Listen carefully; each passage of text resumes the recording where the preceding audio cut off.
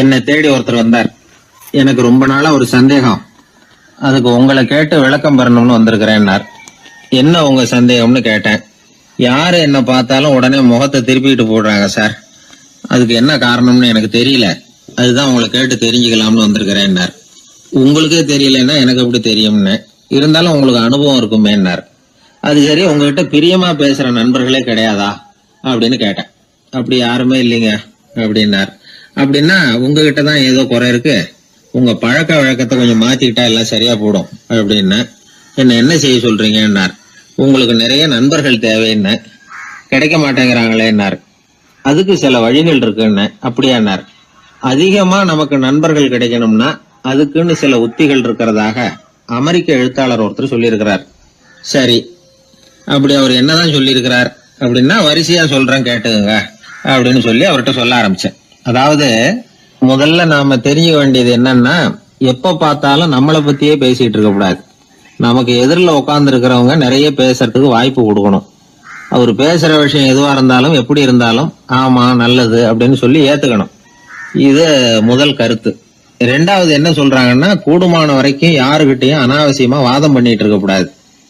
மூணாவது கருத்து என்னன்னா, எந்த பிரச்சனையையும் அடுத்தவங்க கண்ணோட்டத்திலேயே பார்க்கணும், நம்ம பார்வையிலேயே பார்த்துட்டு இருக்க கூடாது. எப்பொழுதுமே அடுத்தவங்களுடைய மனோபாவத்தை நாம புரிஞ்சு வச்சுக்கிட்டோம்னா நம்மளை யாராலும் ஜெயிக்க முடியாது.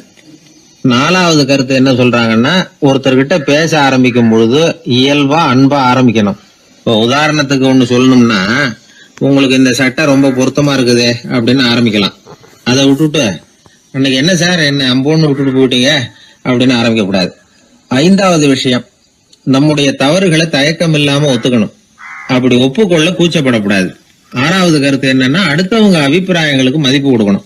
நீங்க சொல்றது தப்பு சார் அப்படின்னு முகத்தில் அடிச்சது மாதிரி பேசக்கூடாது. ஏழாவது கருத்து என்ன சொல்றாங்க, நம்முடைய கருத்து என்னவோ அதை எதிராளியின் வாயிலிருந்து வரவழைக்கணுமா. அப்படி வரவழைக்கிறதுக்கு நாம முயற்சி பண்ணணும், அதுக்கு தகுந்த மாதிரி நாம பேசணும். எட்டாவது குறிப்பு என்னன்னா, சில பேர் எப்ப பார்த்தாலும் சவால் விட்டுக்கிட்டே இருப்பாங்க, அனாவசியமா சவால் விடக்கூடாது. ஒன்பதாவது யோசனை, நம்ம யோசனையை புதிய முறையில சொல்லி பார்க்கலாம். மற்றவர்கள் சொல்லுகிற யோசனையை ஏத்துக்கணும். அந்த யோசனை மகா மோசமானதா இருந்தா கூட அதை ஏத்துக்கிற மாதிரி கூட நடிக்கலாம், அதுல ஒன்றும் தப்பு இல்லை. பத்தாவது குறிப்பு ரொம்ப முக்கியமானது, அதாவது அனாவசியமா பொய் சொல்லக்கூடாது. அப்படி எப்பொழுதாவது பொய் சொல்ல வேண்டிய அவசியம் ஏற்பட்டா பெரிய பொய்யா சொல்லணும், அதை நம்பும்படியா சொல்லணுமா. இதெல்லாம் அந்த நிபுணர் சொல்ற கருத்து தான். சில சமயம் தேவைப்பட்டா பொய்ய கூட உண்மையா மாத்திக்கலாமா. அது எப்படி பொய்ய உண்மையா மாத்துறது அப்படின்னா, இப்ப எனக்கு கார் ஓட்ட தெரியும்னு நண்பர்கள் கிட்ட ஒரு பொய்ய சொல்லிவிட்டீங்கன்னு வைங்களேன், நண்பர்கள் நிஜமாவே ஒரு காரை கொடுத்து ஓட்டுன்னு சொல்றதுக்கு முன்னாடி ஏதாவது ஒரு டிரைவிங் ஸ்கூல்ல சேர்ந்து கார் ஓட்ட கத்துக்கலாமே. இதுதான் இந்த பொய்ய உண்மையா மாத்துறது. இது ஒரு உதாரணம், அவ்வளவுதான். இது மாதிரி பல பொய்களை உண்மையாக்க முடியும். அப்படி பொய்ய உண்மையாக்கி கூட சில பிரச்சனைகளை தீர்த்தர முடியும். 11வது குறிப்பு என்ன சொல்லுதுன்னா, உயர்ந்த நோக்கங்களை மட்டுமே வெளியில பேசணும்.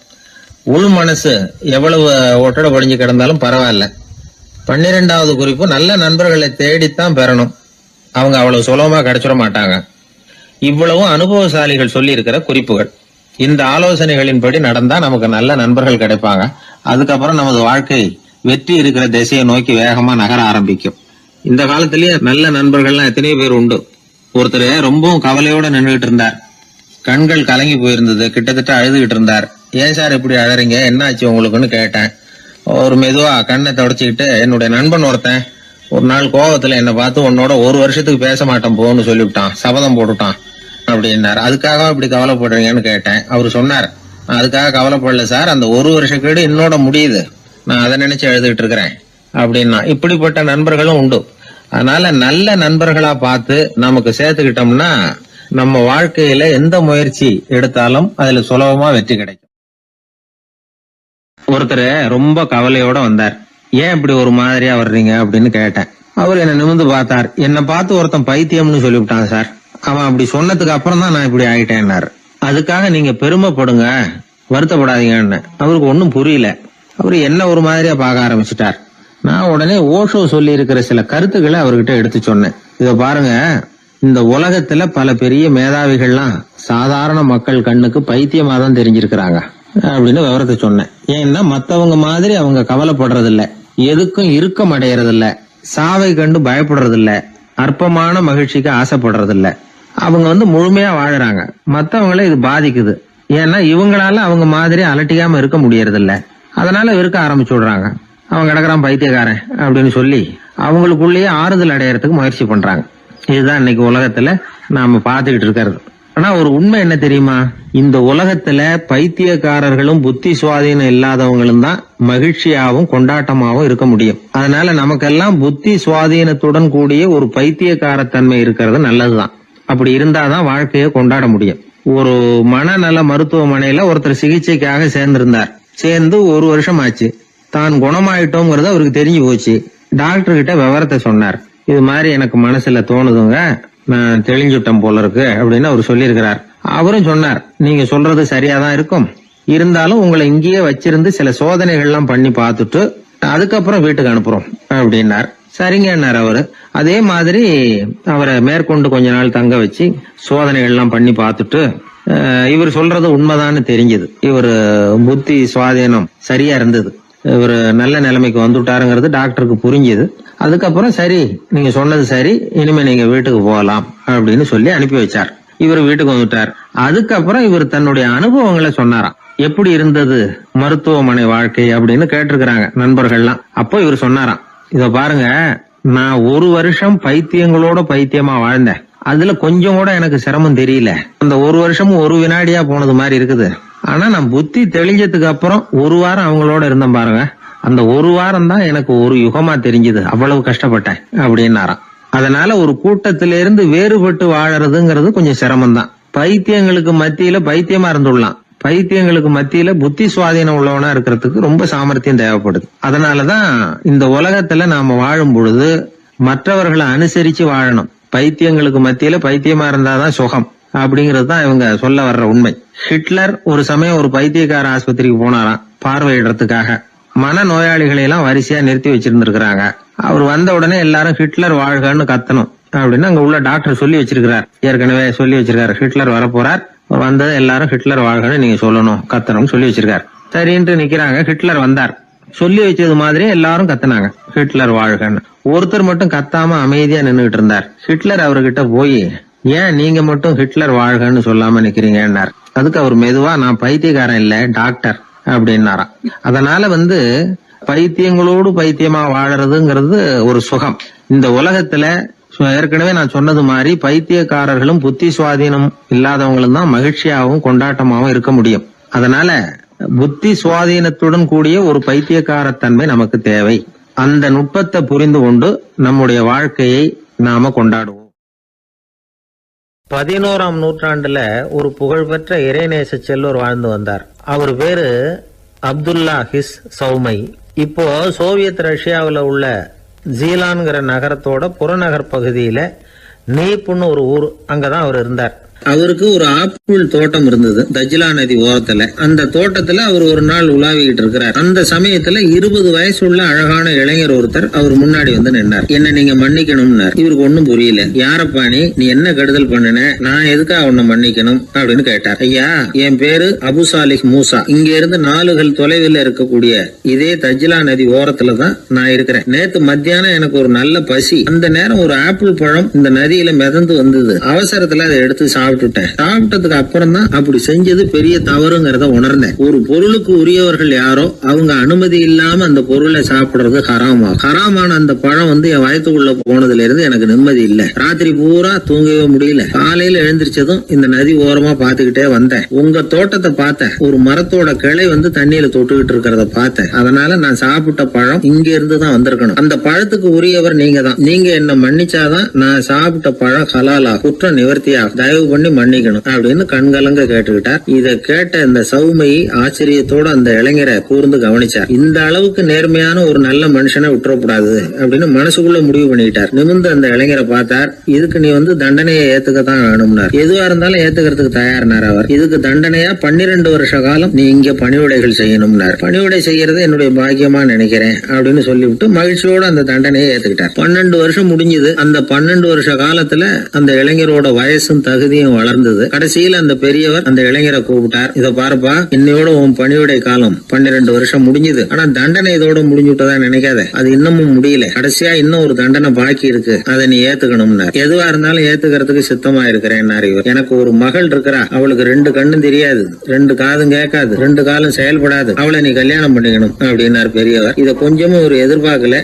திகைச்சார். அடுத்த நிமிஷம் சரி, இதையும் நான் மனப்பூர்வமா ஏத்துக்கிறேன். இறைநேசர் செல்வர் சௌமயி அவர்களுடைய புதல்வி பாத்திமாவுக்கும் இளைஞர் அபுசாலிஹ் மூசாவுக்கும் அடுத்த சில தினங்கள்ல முறைப்படி திருமணம் நடந்தது. திருமணத்துக்கு அப்புறம் மணமகளை பார்த்த அந்த இளைஞர் திகைச்சு போயிட்டார். ஏன்னா அந்த பெரியவர் சொன்னதுக்கு நேர்மாறா இருந்தார். பாத்திமா உடல் குணம் எதுவும் கிடையாது, ரொம்ப அழகா இருந்தாங்க. மறுநாள் சௌமயி அபுசாலிக கூப்பிட்டு இதுக்கு விளக்கம் சொன்னாராம். என் மகளுக்கு கண்ணு தெரியாதுன்னு சொன்னதுதான் சொல்லியிருந்த நேத்து முன்னாடி சொன்னேன். அது எந்த விதமான தீய காட்சிகளும் அவ கண்ணுக்கு தெரியாதுன்னு தான் அர்த்தம். காது கேட்காதுன்னு சொன்ன தீய விஷயங்களை அவ கேட்க மாட்டான்னு அர்த்தம். கால்கள் செயல்படாதுன்னு சொன்ன வீட்டை விட்டு தீமையான இடங்களுக்கு அவ போக மாட்டான்னு அர்த்தம் அப்படின்னா. 12 வருஷத்துக்கு முன்னாடி உன்னை முதல் முறையா பார்த்தப்பவே உண்மை என்னுடைய சீடரா மானசீகமா ஏத்துக்கிட்டேன் அப்படிங்கிற விவரத்தையும் சொன்னாராம். இந்த இளைஞர் அபுசாலிஹ் பிற்காலத்துல ஒரு பெரிய ஆன்மீக மேதையா உயர்ந்தார். அந்த தம்பதிகளுக்கு 60வது வயசுல ஒரே ஒரு குழந்தை பிறந்தது. அந்த ஃபாதர் ஜிலானி முஹைத்தீன் ஆண்டகை, அதாவது அந்த குழந்தை தான் ஆன்மீக பேரரசர் முஹைத்தீன் ஆண்டகை.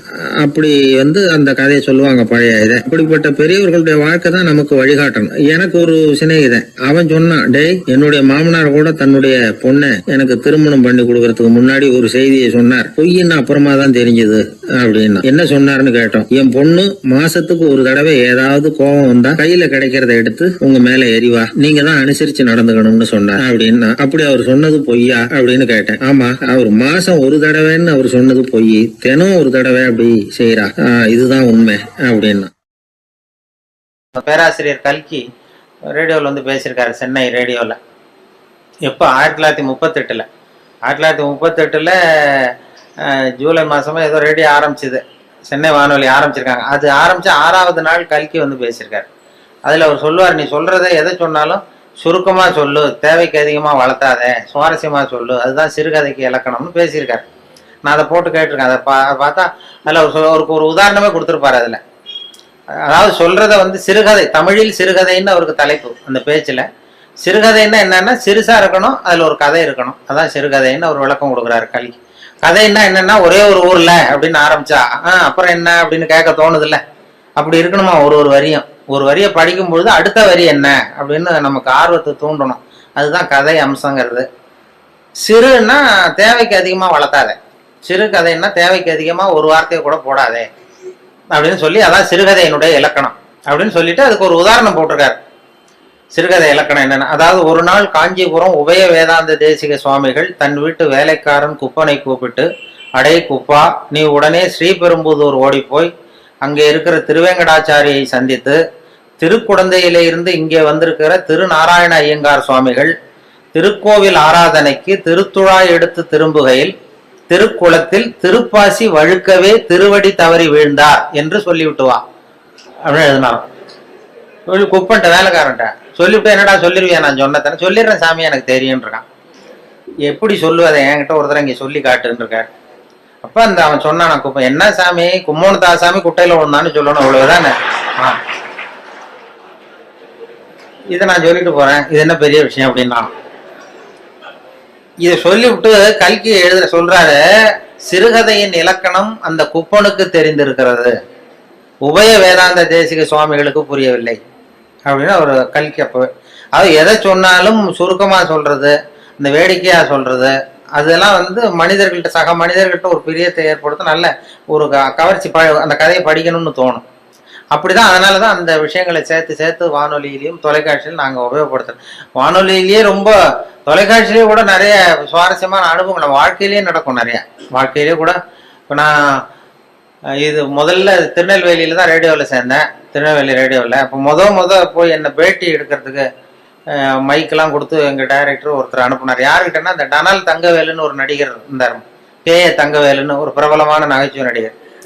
அவர் இதுக்கு ஒரு பொருள் காட்சியில் நாடகம் நடத்துறதுக்காக வந்திருக்காரு திருநெல்வேலிக்கு. அங்கே ஒரு ஹோட்டலில் தங்கியிருக்காரு. அப்போ நான் அப்போதான் புதுசாக போய் வேலையில் சேர்றேன் ரேடியோவில். எங்கள் டைரக்டர் கூப்பிட்டு, இது மாதிரி தங்கவேலுங்கிற நடிகர் வந்திருக்கிறாரு, அவரை போய் இன்டர்வியூ பண்ணிட்டு வா, பேட்டி எடுத்துட்டு வா அப்படின்னாரு. சார் எனக்கு பழக்கம் இல்லை, கொஞ்சம் பழக்கம் ஆனதுக்கப்புறம் போகிறேன், இப்போ வேறு யாரையாவது அனுப்புங்கன்னு. இல்லை இல்லை, அப்புறம் எப்போ தான் கற்றுக்கிறது, நீ போய் கற்றுட்டு வா அப்படின்னு சொல்லி உடனே மைக்கு எல்லாத்தையும் கொடுத்து அனுப்பிச்சிட்டார் கூட. அங்கே போனோம், போய் ரூமில் கேட்டது, வா தம்பி வாழ்க்கை வாழ்க்கை வந்து உட்காருங்க, என்ன செய்யணும் அப்படி இப்படின்னார். அவர் ரொம்ப ஊக்கமாக பேசினார், இந்த பயமுறுத்தலை. என்ன வேணும் அப்படின்னா, ஒன்றும் இல்லை, கேள்வி கேட்குறேன் பதில் சொல்லுவேன், கேளுங்க என்ன வேணாலும் கேளுங்க நான் சொல்கிறேன் அப்படின்னார். அப்போ நான் வழக்கமாக சும்மா சில குறிச்சிட்டு போனேன். முதல் தடவை பேட்டி இல்லை, அதனால எனக்கு பயம். குறிச்சிட்டு முதல் கேள்வி, நீங்கள் முதல் தடவையாக மேடை ஏறினது எப்போ சார்? முதல் தடவையாக என்ன வேஷம் போட்டீங்க, எந்த நாடகம் அப்படின்னு கேட்டேன். இப்போ தங்கவேல் சொன்னார், அதை ஏன் கேட்குற தம்பி, முதல் தடவை எனக்கு அனுமார் வேஷம் போட்டு விட்டானுவோம், அதுவும் வசனமே கொடுக்கல, மற்றவன்லாம் பேசிகிட்டு இருக்கான் மேடையில், எனக்கு ஒரு ஸ்டூலை போட்டு அனுமார் வேஷம் போட்டு உட்கார வச்சுட்டான், நான் பாட்டு உட்காந்துருக்கேன், அவனு பாட்டு பேசிகிட்டு இருக்கான், அவ்வளோதான் எனக்கு ஆக்டிங்கு, அதான் முதல் வேஷம் எனக்கு அனுபவம்னார். அப்போ நான் கேட்டேன், அப்படின்னா ரொம்ப கஷ்டப்பட்டு நடிச்சிருப்பீங்க போல் இருக்கேன் சார் அப்படின்னேன். அதில் என்ன தம்பி கஷ்டம், வசனமும் கிடையாது ஒன்றும் கிடையாது, சும்மா ஸ்டூலில் உட்காந்துருக்கிறது தானேன்னார். அப்போ நான் கேட்டேன், இல்லை சார் அனுமார் வேஷம் போட்டுக்கிட்டு சும்மா உட்காந்துருக்கிறது கஷ்டம் இல்லையா அப்படின்னா. அப்போதான் அடடே பரவாயில்ல, நீ என்ன மாதிரியே பேசுறியே, பரவாயில்லையே நீ என்ன மாதிரி பேசுறேன்னு ஒரு உற்சாகம் கொடுத்தா, அதில் ஒரு ஊக்கம் வந்துடுது. சரி பரவாயில்ல, நம்மளும் வேடிக்கையாக பேசலாம் போல் இருக்கு அப்படின்னு சொல்லி முதல் பேட்டியே அப்படிதான். அப்போ அதில் என்ன ஒரு யதார்த்த உண்மை என்னாச்சுன்னா, அது வந்து ஒரு 1977னா 35 வருஷத்துக்கு முன்னாடி, 77 நடந்தது இது அப்படின்னா, இப்போ 30 வருஷம் ஆயிருக்கும். அந்த 30 வருஷத்துக்கு முன்னாடி அவர் சொன்னது என்ன மாதிரியே பேசுறியே அடடே அப்படின்னாரு. கடைசியில் என்ன ஆச்சுன்னா, அவரை மாதிரியே பேச வேண்டிய ஒரு சந்தர்ப்பத்தை என்கிட்ட கொண்டாந்து கடைசியில் விட்டுது. அவர் செத்ததுக்கு அப்புறம், அவர் கடைசியாக ஒரு படத்தில் அவர் நடிச்சுட்டு செத்து விட்டார். அவர் இந்த வாய்ஸ் டப்பிங் பண்ணணும்ல, அதுக்கப்புறம் வாய் அசைக்க தந்தாலும் பேசணும், அதுக்குள்ளே அவர் இறந்துட்டார். உடனே என்னை கூப்பிட்டு, நீ அவருக்கு வாய்ஸ் கொடு, டப்பிங் வாய்ஸ் கொடுன்னு அந்த சினிமாக்காரங்க கூப்பிட்டு போனாங்க. எனக்கு பழக்கமே இல்லை சார் சினிமா உலகம்லாம், அதெல்லாம் வேண்டாம். இல்லை இல்லை, அது உனக்கு தான் பொருத்தமாக இருக்கும் குரல்னு சொல்லி கொண்டு போய் அவர் வாய் அசைக்கிறத போட்டு போட்டு காட்டி, அதே மாதிரி நீயும் பேசுன்னு சொல்லி பேச விட்டாங்க. முன் அனுபவம் இல்லாமே சினிமாவில் போய் டப்பிங் கொடுத்துட்டு விட்டேன். அது என்ன அப்போ நினச்சி பார்த்தேன், 30 வருஷத்துக்கு முன்னாடி என்ன மாதிரியே பேசுறியேன்னு சொன்னார் அவர். இப்போ அவரை மாதிரியே பேச வேண்டிய ஒரு சந்தர்ப்பத்தை காலம் கொண்டாந்து விட்டுட்டுதேன்னு நினச்சோம். கடைசியாக அவர் அப்படி பண்ணார். அது இந்த இது பெரிய மருதுன்னு ஒரு சினிமா படம், பெரிய மருதுன்னு ஒரு படத்தில் அவருக்கு அது மாதிரி பண்ணிட்டோம். அதே மாதிரி சினிமாவில் சம்மந்தம் எல்லாமே என்னை நடிக்க வச்சுட்டாங்க ஒரு படத்தில் கொண்டு போய். எதுவும் இல்லை, எனக்கு சிரிக்க தெரியாதுன்னீங்கல்ல, அதுதான் அதில் ப்ளஸ் பாயிண்ட்டு. என்னென்னா, ஒரு நாள் தங்கர் பச்சான் இருக்கார்ல, தங்கர் பச்சான் இவர் கேமராமேன், அவர் ஒரு நாள் திடீர்னு ஓடி வந்தார் ஆல் இண்டியா ரேடியோ. அண்ணே வாங்க ஒரு படத்தில் நடிக்கணும் அப்படின்னாரு. ஐயோ எனக்கு நடிப்புலாம் வராது சார், எனக்கு சிரிக்கவும் தெரியாது அழவும் தெரியாது, அதனால் என்னை விட்டுருன்னா. இல்லை இல்லை, எனக்கு முகத்தில் உணர்ச்சியே காட்ட தெரியாதுன்னு. அவர் தங்கர் பச்சான் சொன்னார், நீ உணர்ச்சியே காட்ட தேவையில்லாத ஒரு வேஷத்துக்கு தான் கூப்பிட்றான் உன்னை அப்படின்னாரு. அது என்ன வேஷம்னு போய் பார்த்தா, ஒரு ஜட்ஜு உட்கார வச்சுட்டார். ஒரு பெரிய அந்த அண்ணா இது எம்ஜிஆர் ஃபிலிம் சிட்டி இருக்குல்ல, அதில் கொண்டு போய் ஒரு இதுதான் முக்கியமான சீன் அந்த படத்துலேயே, நீ தான் வந்து வேஷம், உனக்கு வந்து வேஷமே வேண்டாம், கருப்பு கோட்டு மட்டும் மாட்டினா போகிறோம், வேற வந்து முகம்லாம் அப்படியே இருக்குது, சரியாக இருக்குது, நீ சிரிக்க மாட்டேன் அதனால சரியாக வந்துடும்னு சொல்லி கொண்டு போய் உட்காந்து. அப்புறம் கதையினுடைய படத்தினுடைய கதையை தான் நான் சொன்னேன். சார் எதிரில் யாராவது இருந்தால் எனக்கு பேச்சு வராது, எனக்கு கூச்சமாக இருக்கும், அந்த நடிப்பு சரியாக வராதுன்னா. எதிரில் யாருமே வராது, நான் பார்த்துக்கிறேன், நான் க்ளோஸ் அப் வந்து முகத்தை நானே மறைச்சிக்கிட்டு எடுத்துடுறேன் எல்லாத்தையும் அப்படின்னு தைரியம் சொல்லி அழைச்சிட்டு போனார். சரி பரவாயில்ல, யாரும் இருக்க மாட்டாங்க அப்படின்னு சொல்லிட்டு நான் போய் சீட்டில் இந்த கருப்பு கோட்டை மட்டும் மாட்டி உட்கார வச்சார். முன்ன பின்ன எனக்கு அனுபவமும் கிடையாது, சினிமானா என்னன்னு தெரியாது, நடிப்பும் தெரியாது. கொண்டு போய் உட்கார வச்சு எதிரில் யாரும் வரக்கூடாதுன்னு சொன்னல, பார்த்தா அந்த படத்தில் நடித்தவங்க அத்தனை பேர் வந்து உட்காந்துருக்காங்க இதில். ஏன்னா அது கடைசி சீன், கோர்ட்டு சீனில் இந்த பொண்ணு கதாநாயகன், அப்போ அவங்க அப்பா அம்மா, இவங்க அப்பா அம்மா, வில்லன் எல்லாம் வந்து உட்காந்துருக்காங்க. இது என்ன இது இப்படி பண்ணிட்டு அப்படின்னா, இல்லை நான் ஒரு துணியை பிடிச்சிக்க சொல்கிறேன், அவங்கள மறைச்சிக்கிறேன், அதெல்லாம் தெரியாது அப்படின்னு சொல்லி அப்புறம் அது மாதிரி கஷ்டப்பட்டு எடுத்து அதை முடித்தாங்க. அது வந்து இது காதலே நிம்மதின்னு ஒரு சினிமா படம் வந்ததுல்ல, அதில் இது மாதிரி அனுபவம் எல்லாமே சில வாய்ப்புகள் எதையாவது கொண்டு போய், சிரிக்காமல் இருந்தாலும் அதுக்கு ஒரு ப்ளஸ் பாயிண்ட், அதுக்கு கொண்டு போய் அது சில பேருக்கு அந்த வேஷமே போட வேண்டியது. ஒருத்தருக்கு பரிசளிப்பு விழா, ஒரு சினிமா இதில் பரிசளிப்பு விழா நடந்துதான். அதில் யாருக்கு ஃபர்ஸ்ட் ப்ரைஸ்னா, அனுமார் வேஷம் போட்டவருக்கு ஃபர்ஸ்ட் ப்ரைஸ். அந்த படத்தில் அனுமார் வேஷம் போட்டவரை மேடைக்கு ஏற்றி அவருக்கு முதல் பரிசு கொடுத்தாங்களாம். அவ்வளோ தத்ரூபமாக இருந்தது நடிப்பு, வேஷ பொருத்தம்லான்னு சொல்லி. உடனே இவர் சொல்லியிருக்காரு, வேஷத்தை அந்த வாங்கிட்டு அந்த அனுமார் வேஷம் போட்டவர், இந்த பரிசு வந்து எனக்கு சேர வேண்டியது இல்லை, உண்மையிலேயே எனக்கு மேக்கப் போட்டார்ல அவருக்கு தான் இந்த பரிசு நியாயமாக கிடைக்கணும், அவ்வளோ தத்ரூபமாக போட்டிருக்காரு, அதனால இந்த பரிசுக்கு உரியவர் எனக்கு மேக்கப் போட்டவர், மேக்கப் மேன், அவருக்கு இதை நான் சமர்ப்பிக்கிறேன் அப்படின்னு சொல்லி மேக்கப் மேனை கூப்பிட்டு அவர் கையில் கொடுத்துட்டார் பரிசு. கொடுத்துட்டு ஒரு பெருந்தன்மையாக வந்து உட்காந்துட்டார். அப்புறம் அந்த மேக்கப் போட்டவர் வந்து பேசினாராம். அவர் பெருந்தன்மையாக வந்து எனக்கு அந்த அவருக்கு கிடைச்ச பரிசை என்கிட்ட கொடுத்துட்டார். இது உண்மையிலேயே இந்த பரிசு அவருக்கு தான் உரியது, எனக்கு கொடுக்க வேண்டியதில்லை. ஏன்னு கேட்டீங்கன்னா நான் நிஜமாவே அவருக்கு மேக்கப்பே போடல, சும்மா ஒரு வாழை மட்டும் ஒட்ட வச்சேன். ஒரு வாழை ஒட்ட வச்சதுக்கு இவ்வளவு பெரிய பரிசான்னு அப்படி சில பேருக்கு மேக்கப் தேவைப்படாது. இப்போ எனக்கு அந்த படத்துல அதான் மேக்கப்பே போடல, சும்மா ஒரு கருப்பு கோட்டை மாட்டி உட்கார வச்சு பேச விட்டாங்க. இப்படி சில பேருக்கு அந்த மேக்கப் அவசியம் இருக்காது, அந்த முகத்தினுடைய இது அப்படி பண்ணுவாங்க. அப்போ அதனாலதான் அந்த நாம வந்து வாழ்க்கையை வந்து அப்படி இது பண்ணணுங்கிறத வேடிக்கையாக எடுத்துக்கணும். நிறைய இது பண்ணி சிக்கல் உண்டாகும். நான் இந்த ரேடியோவிலேயும் அந்தந்த அப்பப்போ அந்த ஏதாவது சில நண்பர்கள் நகைச்சுவை சொல்றது எல்லாம் பண்ணிக்கிறேன். சொந்த வாழ்க்கையிலேயும் நிறைய அது மாதிரி இது பண்ணோம். இப்போ மெட்ராஸில் நான் வந்து இது மாதிரி ஆன்மீக விஷயமா சொல்லிட்டு இருந்ததும் ஒரு அப்போல்லாம் டிவிக்கு வரல, வானொலியில மட்டுமே 14 வருஷமா அந்த இன்று தகவல்னு சொல்லிட்டு இருந்தோம். அப்ப எனக்கு என்ன முகம் தெரியாது யாருக்கும், ஆனா குரலை கண்டுபிடிச்சிருவாங்க, முகம் தெரியாது. அப்ப என்னன்னா வெளியில யாருன்னு தெரியாது, ஆனா இன்று ஒரு தகவல் யாரோ பெரிய ஆன்மீக விஷயம் அதெல்லாம் சொல்லிட்டு இருக்காருன்னதும் வெளியில வந்து ஒரு இமேஜ் வேற மாதிரி இருந்தது. ஒரு ஆட்டோ டிரைவர் அடையாறுல இருந்து என்ன ஆட்டோவில் போய் ஏறி உட்காந்தேன். எங்கே சார் போகணுன்னாரு. இது மாதிரி போங்க அப்படின்ட்டு ஏறி உட்காந்து போயிட்டு இருக்கேன், அந்த மயிலாப்பூர் பக்கம் போங்கன்னு. அவருக்கு என்ன ஒரு சந்தேகம்னா இவன்கிட்ட பேச்சு கொடுத்துட்டே வர்றாரு, இவரை எங்கேயோ இவர் குரலை கேட்டது மாதிரி இருக்க அப்படின்னு அவர் ரேடியோவில் கேட்டிருக்காரு. அதை உறுதிப்படுத்திக்கிறதுக்கு அப்போல்லாம் டிவியில் வரலன்னா உறுதிப்படுத்திக்கிறதா என்கிட்ட பேசிக்கிட்டே இருக்காரு. சார் இன்னைக்கு பேப்பர் பார்த்தீங்களா அது இதுன்னா நானும் பேசிகிட்டே இருக்கேன். அவர் மனசுக்குள்ள ஒரு சந்தேகம், கேட்கறதுக்கு ஒரு தயக்கம். வந்து மயிலாப்பூர் வந்தது எங்கே நிறுத்தணும் வண்டியேன்னாரு. ஆல் இண்டியா ரேடியோ வாசல்ல நிறுத்தினேன்.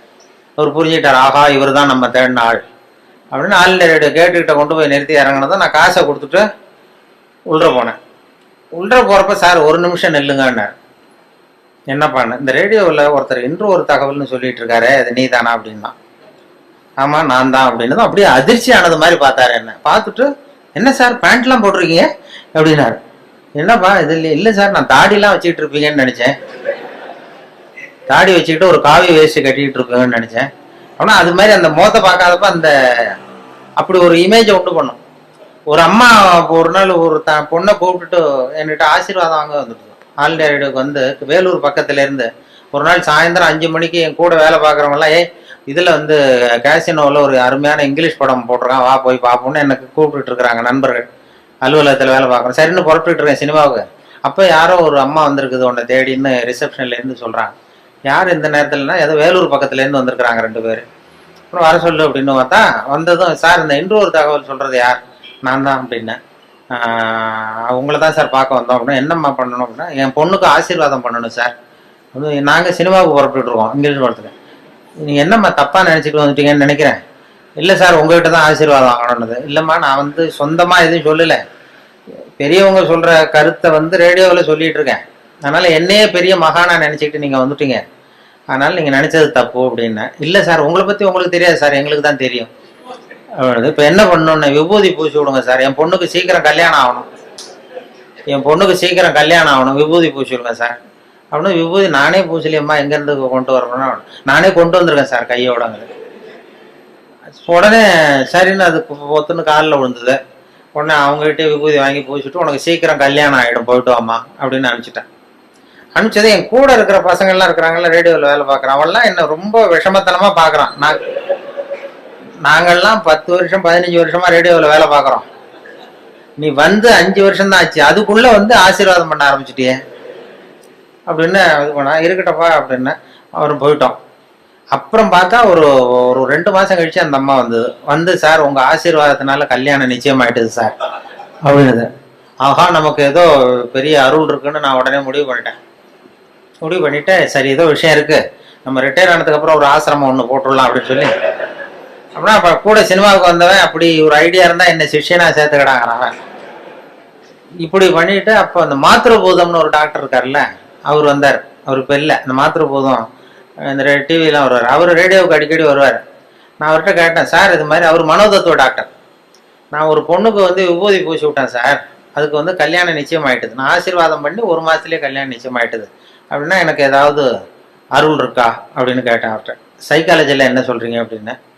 அவரு வேடிக்கையாக சொன்னார், இந்த பார், கல்யாணம் ஆகிற வரைக்கும் உள்ள பிரச்சனையெல்லாம் நீ பார்த்துக்கோ, அதுக்கப்புறம் ஏதாவது பிரச்சனை இருந்தா என்கிட்ட சொல்லு அப்படின்னா.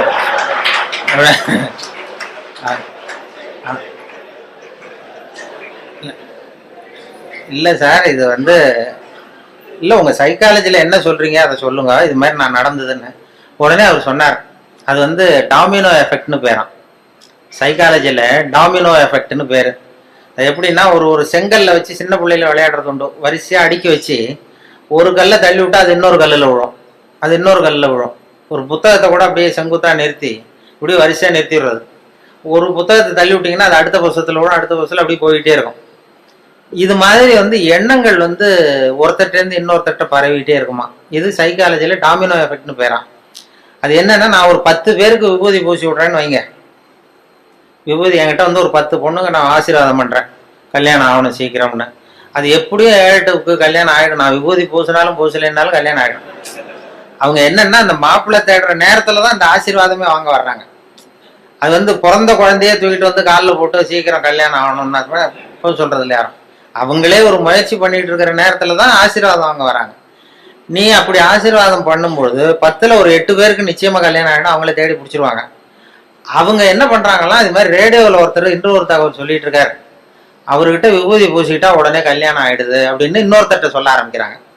இந்த ஒரு புத்தகம் இன்னொரு புத்தகத்துல விழுறது மாதிரி, அது டாமினோ எஃபெக்ட். அதாவது இந்த 8 பேரும் இன்னொரு 10 பேர்கிட்ட 80 பேர்கிட்ட சொல்லுவாங்க, இப்படி ஒருத்தர் இருக்காரு, அவருக்கு ஏதோ ஒரு அருள் இருக்கு அப்படின்னு. இது இப்படி பரவி போகுது. பரவிட்டு நிறைய பேர், 8 பேர் அந்த இடத்துல 80 பேர் தேடிட்டு வர ஆரம்பிச்சிடுறாங்க. இந்த 2 பேருக்கு ஃபெயிலியர் ஆகுது பாருங்க, 2 பேர் கல்யாணம் ஆகல அல்லது டிலே ஆகுதுன்னு வைங்க, அவங்க உடனே என்னை பத்தி தப்பு பிரச்சாரம் பண்றது இல்லை, அவர்கிட்ட போனோம் விபூதி பூசிட்டோம் கல்யாணம் ஆகலன்னு சொல்றது இல்லை, வேற சாமியார் தேட ஆரம்பிச்சிடுறது. இது சரியில்லை, வேற அந்த கோயிலுக்கு போயிட்டு வருவோம், இந்த கோயிலுக்கு போகலான்னு வேற முயற்சியில் ஈடுபட்டுறாங்க. அவங்க நோக்கம் வந்து கல்யாணம் ஆகணுங்கிறது தான். அதனால இது இந்த டாமினோ எஃபெக்ட் தான் உனக்கு வந்து பண்றது. இதை வந்து உனக்கு அருள் இருக்குன்னு நினைச்சிடாத அப்படின்னு மாத்திருபோதம் எனக்கு புத்தி சொல்லிவிட்டு, இதை நினைச்சிட்டு நீ ஆசிரமம்லாம் ஆரம்பிக்காதேன்னாரு.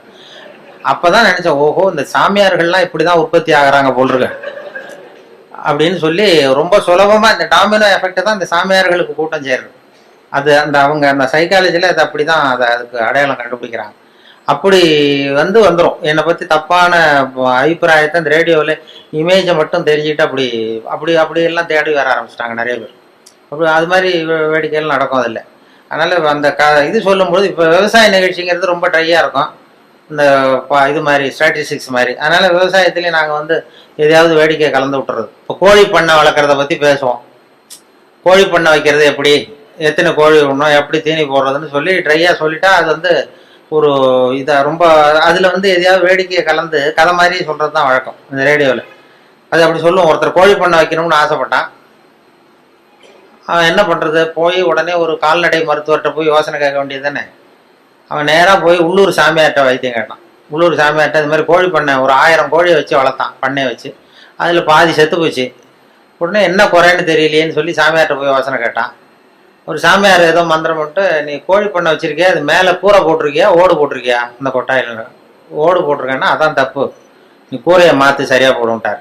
ஏதோ பண்ணி ஆசீர்வாதம் பண்ணி சரின்ட்டு வந்து கூரையை மாற்றினான். அப்புறமும் பாதி செத்துது.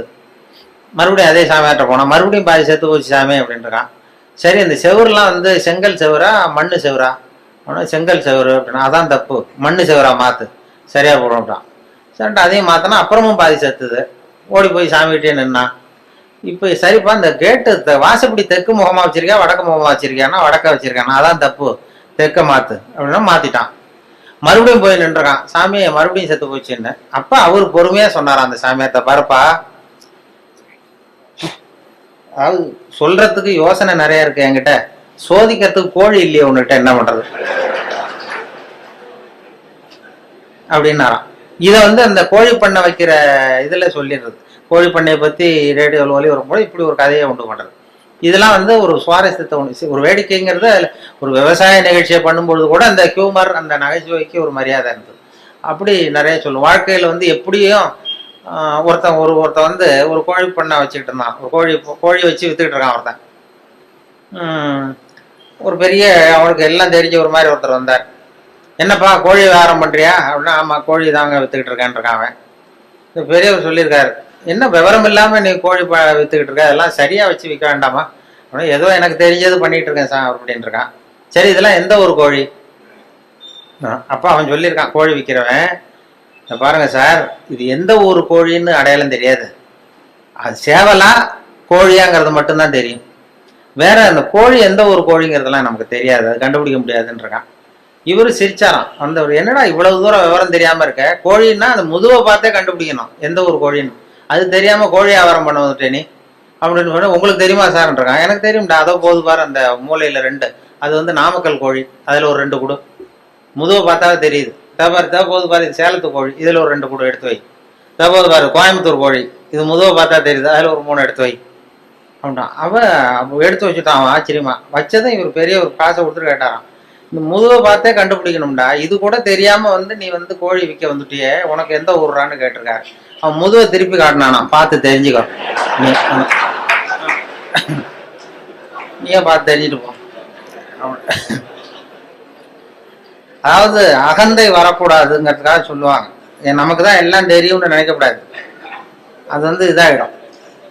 அதுக்குதான் அந்த இதுவும் சொல்லுவாங்க, கர்வம்ங்கிறது கூடாது, மனிதர்களுக்கு கர்வம் வரக்கூடாது, கர்வம் வந்து தப்பு. ஒரு வெள்ளம் படிச்சுட்டு, அதான் ஒரு பிவிஎஸ்சி படிச்சுட்டு, பிவிஎஸ்சி கால்நடை மருத்துவருக்கு படிச்சுட்டு கிராமத்துக்கு வந்திருக்கான்.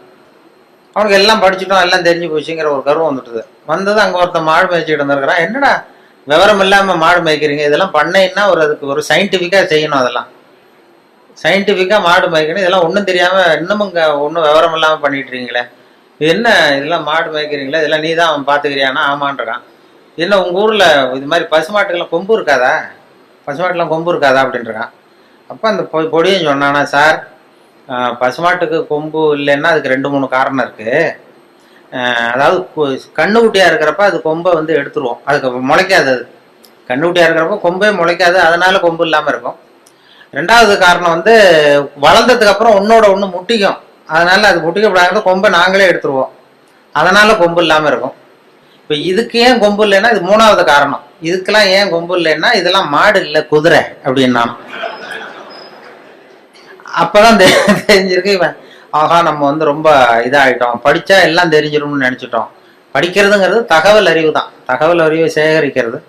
அதனால அது மாதிரி சொல்லுவாங்க. இப்படி நிறைய அதுல எதையாவது சேர்த்து சொல்றது எங்க பழக்கம். அப்படி பண்றதுனாலதான் இந்த நகைச்சுவை உணர்வுங்கிறத சில சமயம் பேப்பர்ல வர்றதை வச்சுக்கிட்டே கூட சில கடுமையான விஷயங்களை கூட வேடிக்கை வந்து மென்மையாக்கி கொடுத்துட்றது உண்டு. நாங்கள் அப்போ இந்த முன்னாடி ஒரு தரம் இந்த அரசியலில் ரொம்ப சூடாக இருந்தது, அமலாக்க பிரிவு அதிகாரிகள்லாம் வராங்க, விசாரணை நடக்குதுன்னு ரொம்ப கடுமையாக இருந்தது. அந்த நேரம் ஒரு விஷயத்தை எடுத்து இன்னொரு தகவலில் அப்படியே சொல்லிட்டோம், ஒரு கதை மாதிரி மாற்றி சொல்லியாச்சு. அது சொல்லக்கூடாது, சட்டப்படி சொல்லக்கூடாது, ஆனால் ஒரு கதையாக மாற்றி சொன்னதுனால ஒன்றும் பிரச்சனை இல்லாமல் போயிட்டுது. அது என்னென்னா, அது ஒரு கதை மாதிரி சொன்னோம். டெல்லியிலேருந்து 2 அதிகாரிகள் வந்தாங்களாம் தமிழ்நாட்டுக்கு. தமிழ்நாட்டில் ஒருத்தன் திடீர்னு கோடீஸ்வரன் ஆகிட்டான். கோடீஸ்வரன், அது எப்படி அவனுக்கு பணம் சேர்ந்தது, அதை போய் விசாரிச்சுட்டு வா அப்படின்னு 2 பேர் டெல்லியிலேருந்து அதிகாரிகள் அனுப்பிச்சிட்டாங்க. 2 பேர் வந்திருக்கான், அமலாக்க பிரிவு அதிகாரிகள். வந்து இவனை பிடிச்சி, டே நாங்கள் டெல்லியிலேருந்து வந்திருக்கோம், நீ எப்படி பணம் சேர்த்த, எப்படி கோடீஸ்வரன், நேற்று வரைக்கும் நீ சாதாரண ஆளாக இருந்த, திடீர்னு எப்படி பணம் சேர்த்த, அது சொல்லுன்னா அவன் சிரிச்சிருக்கான். இதுக்காகவாது சார் டெல்லியிலேருந்து மெனக்கிட்டு வந்தீங்க, நான் ஒன்றும் தப்பான வழியில் பணம் சேர்க்கல சார், நான் வந்து சரியான வழியில் தான் சேர்த்தேன், பந்தயம் கட்டியே பணக்காரன் ஆகிட்டேன். நான் பந்தயம் கட்டி எப்படிடா பணம் சேர்க்க முடியும் அப்படின்னா, நான் ஆகிட்டேன் சார், நீங்கள் நம்புங்க. நம்ப முடியாது அப்படின்னா உங்ககிட்டே ஒரு பந்தயம் கட்டி காட்டவான்றான். விசாரிக்க வந்தவங்ககிட்ட என்னடா பந்தயம் ஆனால், இதை பாருங்க, இது என் கண்ணு, இது என் பல்லு, என் கண்ணை என் பல்லாலேயே கடிக்கிறேன், எவ்வளவு பந்தயம்ன்றான். 100 ரூபாய் எடுத்து வச்சானா விசாரிக்க, 100 ரூபாய் இதை ப்ரூவ் பண்ணுறான் அப்படின்னு. அப்படியே ஒரு கண்ணை எடுத்துட்டான், அது பளிங்கு கண்ணு, ஏற்கனவே பளிங்கு கண்ணை வச்சிருக்கான், அதை எடுத்து கடிச்சுட்டான். வந்தவன் 100 ரூபாய் விட்டுட்டு நிற்கிறான். விசாரிக்க வந்தவன் உடனே கூட வந்தவனுக்கு கோவம் வந்துட்டுது. டேய் அவன்கிட்ட என்னடா ஏமாந்துக்கிட்டு இருக்க, அவன்கிட்ட உனக்கு விசாரிக்க தெரியல, நீ விளையாடா நான் கேட்குறேன்னு சொல்லி, டே இப்படிலாம் பண்ணக்கூடாதா, நாங்கள் டெல்லியிலேருந்து மெனக்கிட்டு இதுக்காக வந்திருக்கோம், எப்படிடா பணம் சேர்த்த என்கிட்டயாவது சொல்லு அப்படின்னா. நீங்கள் அவரை விட கொஞ்சம் புத்திசாலியாக தெரியுது சார், அதனால் நீங்களாவது நம்புங்க, நான் பந்தயம் கட்டி தான் பணம் சேர்த்தேன்றான். நம்ப முடியாதுன்றான். அப்படின்னா உங்ககிட்ட இன்னொரு பந்தயம் கட்ட வேண்டாம்ப்பா, என்ன என் ஆளை தான் ஏமாத்தி விட்டியே. இல்லை சார், அவர் வந்து கண்ணு பளிங்கு கண்ணு, அதனால தெரியாது, இந்த கண்ணு பளிங்கு கண்ணுங்கிறது தெரியாது, அதனால ஏமாந்துட்டார். நான் இப்போ உங்ககிட்ட கட்டுறது நெஜங்கண்ணு, இது வந்து நெஜங்கண்ணு, பளிங்கு கண்ணு கிடையாது. இதை கடிக்க முடியும் அப்படின்றான். அவன் ஒரு 100 ரூபாய் எடுத்து வச்சான். இவன் அப்படியே பல்செட்டை கேட்டினான் தனியா, கேட்டு கடிச்சு விட்டான். அதையும் விட்டுட்டு 2 பேரும் அப்படியே அலண்டு போயிட்டாங்க. விசாரிக்க வந்தவன் வந்து, நீ மேற்கொண்டு அவன்கிட்ட பேச பேச நம்ம பணம் தான் போய்கிட்டு இருக்க, அவன்கிட்ட நாம வந்து அவன் பணம் எப்படி சேர்த்தான்னு கண்டுபிடிக்கிறதுக்கு வந்திருக்கோம், நாம வந்து அவனை இன்னும் கோடீஸ்வரன் ஆக்கிட்டு இருக்கோம். இதுக்காகவா மெனக்கிட்டு டெல்லியில இருந்து நம்மளை அனுப்புனாங்க? இது சரியா வராதுடா, இனிமே அவன்கிட்ட பேச்சு கொடுக்காத, ஒதுங்கி வந்து டெல்லிக்கு போறதுக்கு டிக்கெட்டுக்கு பணம் இருக்கா பாடுறா அப்படின்றான். எண்ணி பார்த்து சரியா இருக்கு, கரெக்டா இருக்கு, இன்னும் ஒரு பந்தயம் கட்டணும்னா போச்சு, சரியா போடும், அதனால இப்ப இருக்கிறது சரியா இருக்குன்றாங்க.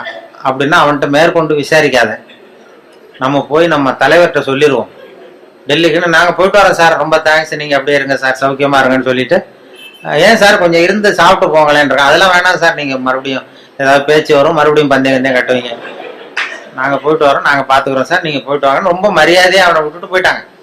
2 பேரும் போய் டெல்லியில இந்தியாவுக்கே தலைமை அதிகாரி அவர்கிட்ட போய் சொல்லிட்டான், சார் அவன் தமிழ்நாட்டுக்கு போனோம், தமிழ்நாட்டுல போய் அவன் எப்படி பணம் சேர்த்தானா பந்தயம் கட்டியே பணம் சேர்த்தேன்னு சாதிக்கிறான் சார், அது மட்டும் இல்ல எங்ககிட்ட ஒரு 200 ரூபாய் பிடிங்கிட்டு விட்டான் சார். ஆனா அவருக்கு கோவம் வந்துட்டு தான், எத்தனை பேரா இருக்கீங்க இந்த இந்தியாவெல்லாம், நீங்க எல்லாம் ஒரு பெரிய அதிகாரியா, ஜூனியர் ஆபீசர்ஸ் எத்தனை பேர் இருக்கீங்க இந்தியா பூரா விசாரிக்கிறதுக்கு, நம்ம ஆபீஸ்லன்னா 30 பேர் இருக்கோம் சார், ஆனால் 30 பேரையும் இங்கே கூப்பிட உங்களுக்கு ட்ரைனிங் கொடுக்கணும், உங்களுக்கு அனுபவம் பத்தாது, நான் இந்தியாவுக்கே தலைமை அதிகாரி, அனுபவம் ஜாஸ்தி, உன்ன மாதிரி இருக்கிற 30 பேர் இங்கே கூப்பிட்டு ஹாலில் உட்கார வை, ஜூனியர் ஆஃபீஸர்ஸ், நான் வந்து ட்ரைனிங் கொடுக்கணும், உங்களுக்கு பயிற்சி பத்தாது, ஒரு ஆள் போய் தமிழ்நாட்டில் அந்த ஆளை கூப்பிட்டு வாங்க, இங்கே அவனையே கூப்பிட்டு வாங்க, இந்த கோடீஸ்வரனை வர்ற வரைக்கும் அவன்கிட்ட பேச்சு கொடுக்காதீங்க, இப்போ ஏதாவது வர்ற வழியிலே பந்தயம் கட்டுவான், ஏதாவது சைகையிலேயே கூப்பிட்டு வந்துருங்கன்னு ஒருத்தர் அனுப்பிச்சார். ஒருத்தன் வந்து மெதுவா ரொம்ப சாமர்த்தியமா அவன்கிட்ட எது கேட்டாலும் இல்லை சார் எல்லாம் அங்கே போய் பேசிக்கலாம் வாங்க, எதுக்கு சார் கூப்பிட்டு போறீங்கன்னா அதெல்லாம் அங்கே போய் பேசிக்கலாம் சார், நீங்க ஒன்றும் வாங்கன்னு மெதுவா பேச்சு கொடுக்காம கொண்டு போய் டெல்லியில இது மாதிரி மேடையில் நிறுத்தி அந்த பெரிய இந்தியாவுக்கே தலைமை அதிகாரி உட்காந்துருக்கார், இவன் நிற்கிறான், இந்த 30 பேர் ஜூனியர் ஆஃபீஸர்ஸ் உட்காந்துருக்காங்க, அவங்களுக்கு ட்ரைனிங் கொடுக்குறாரு அவர். இதை பாருப்பா, நான் வந்து இந்தியாவுக்கே தலைமை அதிகாரி, நான் நினைச்சேன்னா உன் தண்டனையை குறைக்க முடியும், உனக்கு வந்து உன்னை அப்ரூவராக கூட மாத்திடுவேன், அந்த அதிகாரம்லாம் என்கிட்ட இருக்கு, அதனால என்கிட்ட சொல்லிடு எப்படி பணம் சேர்த்தேன் அப்படின்னா. சார் நீங்க வந்து இந்தியாவுக்கே தலைமை அதிகாரி, உங்களுக்கு அனுபவமும் ஜாஸ்திங்கிறத நான் புரிஞ்சுக்கிட்டேன், வயசும் ஜாஸ்தி, அதனால நீங்களாவது நம்புங்க சார், நான் பந்தயம் கட்டி தான் பணம் சேர்த்தேன். அங்கேயும் நம்ப முடியாதுரா அப்படின்னா உங்ககிட்ட ஒரு பந்தயம் கட்டிட்டோமான்றான். நான் இந்தியாவுக்கே தலைமை அதிகாரா அப்படின்னா, இருக்கட்டும் சார், நான் ப்ரூவ் பண்ண வேண்டாமா உங்களுக்கு? வேண்டாம் சார், அது எங்க அதிகாரியை தான் ஏமாத்தி விட்டியடா எங்க 2 பேரை அப்படின்னா. அப்போ அவர் சொன்னானா இவன், அது இல்லை சார், உங்க அதிகாரிகள் ஏமாந்தது என் உடம்ப பத்தின ரகசியம், நான் வந்து பளிங்கு கண்ணு வச்சிருந்தேங்கிறது அவருக்கு தெரியாது, ஏமாந்து போனார், நான் பல் செட்டு கட்டியிருந்தேங்கிறது தெரியாது, அதனால இவர் ஏமாந்து போனார். இப்ப நான் உங்ககிட்ட பந்தயம் வைக்கிறது வந்து என் உடம்ப பத்தின ரகசியமே வேண்டாம், உங்க உடம்ப பத்தின ரகசியம். இவரு அசந்தார், என் உடம்புல என்னடா ரகசியம்னாரு. ஒன்றும் இல்லை சார், முதுகுல இடுப்பு கிட்ட 1 ரூபா அகலத்துக்கு கருப்பா ஒரு மச்சம் இருக்கு, உங்களுக்கு கருப்பா ஒரு மச்சம் முதுகுல இடுப்பு கிட்ட இருக்கு அப்படின்னா. அவருக்கு இல்லைன்னு நல்லா தெரியும், அதனால சுத்தமா இல்லடா சார், நேத்து வரைக்கும் இல்லை சார், இந்த நிமிஷம் இருக்கு அப்படின்றான். அவரு அசந்து போய் ஒரு 100 ரூபாய் எடுத்து வச்சார், இதை ப்ரூவ் பண்றான். இவனும் ஒரு 100 ரூபாய் எடுத்து வச்சுட்டு சட்டையை கேட்டுங்க சார், கேட்டி காட்டுறாரு, மச்சம் இல்லை, இவன் தோத்து போட்டான், மச்சம் இல்லை அவருக்கு. உடனே அந்த பெரியவர் அதிகாரி 200 ரூபாய் எடுத்து வச்சுக்கிட்டு, தோழர்களே உங்களுக்கு அனுபவம் இல்லை அதனால உங்களை ஏமாத்திட்டான், எனக்கு அனுபவம் ஜாஸ்தி, இப்ப என்கிட்ட அவன் ஏமாந்துட்டான், இப்ப இந்த பந்தயத்துல எனக்கு 200 ரூபாய் லாபம்னாரான் பெரியவர். அப்ப இவன் எங்கேருந்து போனோம், இவன் மெதுவாக ஆரம்பிச்சிருக்கான், சார் ஐயா நீங்க சொல்றது சரி, ஒரு 200 ரூபாய் இந்த பந்தயத்துல உங்களுக்கு லாபம் தான், ஆனா இதே பந்தயத்துல எனக்கு 2900 ரூபாய் லாபம் சார்ன்றான். என்னடா பண்ண அப்படின்னு கேட்டிருக்காரு. உங்களுக்கு தெரியாம இந்த 30 பேர்கிட்டையும் தனித்தனியா ஒரு பந்தயம் கட்டியிருக்கேன். என்ன பந்தயம்டா கட்டினேன்? ஆனா அது ஒண்ணும் இல்ல, உங்க எல்லாரும் முன்னாடியும் உங்க மேல் அதிகாரியை சட்டையை கேட்ட வைக்கிறேன்.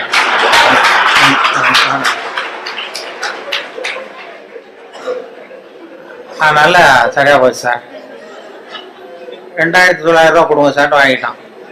அவரு அசந்து போய் சாரை கொண்டு போய் பக்கத்து ரூம்ல யாராவது விட்டுட்டு வாங்க, அவர்கிட்ட இனிமே யாரும் பேசாதீங்க சார், மரியாதையை அவரை நடத்துங்கன்னு சொல்லி கொண்டு உட்கார வச்சுட்டு, அதுக்கப்புறம் பார்த்து, தோழர்களே, உங்களுக்கு நான் சொல்ல விரும்புறது என்னன்னா, இனிமே யாரும் தமிழ்நாட்டு பக்கம் விசாரிக்க போகாதீங்க. நீங்க போனா மத்திய பிரதேசம், உத்தரப்பிரதேசம் அப்படி எங்கேயாவது போங்க, தமிழ்நாட்டுக்கு போகாதீங்க அப்படின்ட்டாராம். அப்புறம் இத சொன்ன, இத வந்து பத்திரிகையில வந்து செய்தியை வச்சுக்கிட்டே இப்படி ஒரு கதையை உண்டு பண்ணி, இது ராணுவத்துல வேற மாதிரியான ஒரு ஜோக் அது, அதை கொஞ்சம் மாதிரியா மாத்தி ஒரு கதையை உண்டு பண்ணி இதை ரேடியோவில் சொல்லிட்டேன். சொன்னதும் என்னாச்சு, அந்த ஒரு மந்திரி கிட்ட இருந்து ஒரு பிஏ வந்தார். அப்ப இருந்த மந்திரி, அவரு பிஏ என்ன பண்ணுவாருன்னா, அந்த மந்திரி வந்து எப்போதும் இந்த இன்னொரு தகவல் கேட்டுட்டு உடனே அவர் பிஏ அனுப்புவார், என்கிட்ட அனுப்பி, இன்னைக்கு இந்த 20ஆம் தேதி ஒன்று சொன்னாரு, அதனுடைய காப்பி ஒன்று வாங்கிட்டு வா, இந்த மேடையில பேசுறதுக்கு எனக்கு வேணும் அப்படின்னு கேட்டு வழக்கமா வாங்கிக்கிறது வழக்கம். இந்த மாசத்துல தேதியை குறிச்சு அனுப்புவார். இந்த 8ஆம் தேதி ஒலிபரப்பானது, 10ஆம் தேதி, 12ஆம் தேதி, இதெல்லாம் வந்து ஸ்கிரிப்ட் வாங்கிட்டு வா, மேடை பேச்சுக்கு எனக்கு வேணும்னு கேட்பாரு. உடனே நாங்களும் அவர் அந்த பிஏ வந்தாருன்னா உடனே ஒரு செராக்ஸ் காப்பி எடுத்து அனுப்பிச்சிருவோம். இந்த கதையை சொன்னப்போ வந்துட்டார், இதை உடனே வாங்கிட்டு வான்னு அன்னைக்கு ஆள் வந்தது. உடனே நான் ஒரு காப்பி எடுத்து கொடுத்துட்டு, அப்புறம் நாங்க மனசுல நினைச்சுக்கிட்டோம், பாருங்க அவரே வந்து இதை வாங்கிட்டு போறாரு, சொல்லப்பட்டதே அவரை பத்தி தாங்கிறது தெரியாம அப்படின்னு சொல்லி அதை வேடிக்கை ஆரம்பிச்சோம். இந்த விஷயத்த நீங்க வானொலியில ஒளிபரப்புறதுக்கு பெரிய சொல்லவே கூடாது. ஒரு தனி மனிதரையோ யாரையும் கேவலப்படுத்தக்கூடாது, கிண்டல் பண்ணக்கூடாது. அது வானொலியில சொல்றதுக்கு அனுமதி கிடையாது. எங்களுக்கு மெமோ கொடுத்துருவாரு அதிகாரி, அப்படி ஏதாவது தப்பா ஒருத்தரை கேலி பண்ணோம்னா. ஆனா இதை வந்து ஒண்ணுமே பண்ண முடியல அவரால். இது யாரையும் குறிப்பிட்டு தனிப்பட்ட முறையில யாரையும் சொல்லல அப்படிங்கிறதுனால இது எனக்கு ஒரு மெமோவும் கொடுக்கல, என்ன திட்டமும் இல்லை, அது தப்பு கண்டுபிடிக்கவும் இல்லை. அது காரணம் என்னன்னா, அதுல உள்ள அந்த கதை அம்சமும் நகைச்சுவையும் தான். அந்த வேடிக்கையும் அந்த கதையும் சேர்ந்துட்டுதுன்னா ஒரு இடத்துல சொல்லக்கூடாத விஷயத்த கூட சொல்ல முடியுதுன்னு பாருங்களேன். அதான் அனுபவம், அது நகைச்சுவைக்கு உள்ள மரியாதை. அப்படி நிறைய இதை சொல்லியிருக்கிறோம். சொல்லி அந்த எல்லா சப்ஜெக்டுக்கும் ஒவ்வொரு கதையை உண்டு பண்றது. கோவப்படம், சினம் தவிர்த்தல் அப்படின்னு ஒண்ணு, அப்புறம் இது சகிப்புத்தன்மை, இப்படி எல்லாத்துக்கும் ஒரு கதையை உண்டு பண்ணி சொல்றது வழக்கம். சினம் தவிர்த்தல்னா அந்த இவங்க வேதாத்திரி மகரிஷி, அவங்க அதுல சினம் தவிர்த்தல்னு ஒரு பயிற்சியை கொடுப்பாங்க. அது மாதிரி என்ன, இப்போ நான் வேதாத்திரி மகரிஷியினுடைய 95வது பிறந்த நாள் கூப்பிட்டுருந்தாங்க. அந்த ஆழியாருக்கு போயிட்டு வந்தேன் போன ஒரு 10-15 நாள் முன்னாடி. அப்போ எனக்கு ஒரு 15 வருஷத்துக்கு 10 வருஷத்துக்கு முன்னாடியே ஒருத்தர் சென்னையில் ஒருத்தர் கூப்பிட்டார், சார் சினம் தவிர்த்தல்னு பயிற்சி நடத்துகிறோம், வாழ்க வளமுடன் அந்த வேதாத்திரி மகரிஷி, நீ வந்து கோவப்படாமல் இருக்கிறது எப்படின்னு பேசணும்னு என்னை கூப்பிட்டார். நான் சொன்னேன், நான் வந்து பயிற்சிக்கு வேணா வரேன், பேசுறதுக்கு வேண்டாம், எனக்கு பயிற்சி கொடுங்கன்னு. இல்லை சார் பயிற்சிலாம் நாங்கள் கொடுக்குறோம், நீ வந்து பேசிட்டு போ அப்படின்னாங்க. சரின்னு போய் நான் எனக்கு தெரிஞ்ச மாதிரி நான் ஒரு கதையை சொல்லிட்டு வந்துட்டேன். இது மாதிரி சினம் தவிர்த்தல்லாம் எல்லாருக்கும் கோவம் வரும், ஒருத்தர் ஒரு மாதிரி பண்ணுவாங்கன்னு சொல்லி ஒரு கதையை உண்டு பண்ணி, ஒரு மீனம்பாக்கம் ஏர்போர்ட்டில் ஒரு ஜப்பானுக்கு போக வேண்டிய பிரயாணி லக்கேஜோட இருக்காரு. இந்த லக்கேஜை வாங்கி பிளேனில் ஏற்றக்கூடிய தொழிலாளிகிட்ட அவர் அடிக்க போறாரு, சண்டைக்கு போறாரு பெரிய மனுஷன். அவன் பதிலுக்கு முகம் சுளிக்கவே இல்லை, சிரிச்சுக்கிட்டே சரி சார் சரி சாருங்கிறான். இவர் அடிக்க போறாரு, திட்டுறாரு, கண்ணாமண்ணு பயிறாரு, கோவப்படுறாரு. அவனுக்கு கோவமே வரல. இவர் லக்கேஜை வாங்கி பிளேன்ல தொழிலாளி இவர் பாட்டு திட்டினாரு, சிரிச்சுக்கிட்டே சரி சரி சரின்னா கடைசியில் லக்கேஜ் வாங்கிட்டு போயிட்டான். அப்புறம் பிளேன் வந்தது, அப்புறம் பிளேன்ல ஏறி இவரும் போயிட்டார். இதை பார்த்துக்கிட்டே ஒரு பேராசிரியர் உட்காந்துருக்காரு, சினம் தவிர்த்தல் பேராசிரியர். உடனே ஓடி போய் அந்த தொழிலாளியை கூப்பிட்டு வந்தார். இதை பாருப்பா, நாங்கள்லாம் சினம் தவிர்த்தல்னு பயிற்சி முகாம்லாம் நடத்துறோம், கோவப்படக்கூடாதுன்னு. உனக்கு கோவமே வரலையே, நீ வந்து எங்களுக்கு வகுப்பு நடத்தலாம் போல இருக்க. அந்த பெரிய மனுஷன் அவ்வளவு திட்டுனா, நீ வந்து பதிலுக்கு உன் முகம் சுளிக்கவே இல்லை, சிரிச்சுக்கிட்டே இருந்தே, அது எப்படி உனக்கு கோவமே வரலையான்னார். இப்போ அவன் சொன்னான், அப்படி இல்லை சார், மனுஷன்னு பிறந்தா கோவம் வரத்தான் செய்யும், அது அவங்கவுங்க பாணியில் அவங்கவுங்க டீல் பண்ணுவாங்க, அவ்வளவுதான். உனக்கு கோவம் வந்ததா அவர் திட்டும் பொழுது அப்படின்னா, வந்தது சார், எனக்கு கோவம் வந்தது, முகத்துல தெரியலையே அப்படின்னா, அது தெரியாது சார் அப்படின்னுறான். இப்போ எப்படி அதை சமாளிச்சா, எப்படி டீல் பண்ணேன்னு கேட்டிருக்காரு. அது வேற ஒன்றும் இல்லை சார், அந்த பிரயாணி அவர் வந்து ஜப்பான் போயிட்டு இருக்காரு, அவர் லக்கேஜ் எல்லாம் அமெரிக்கா போயிட்டு இருக்கு.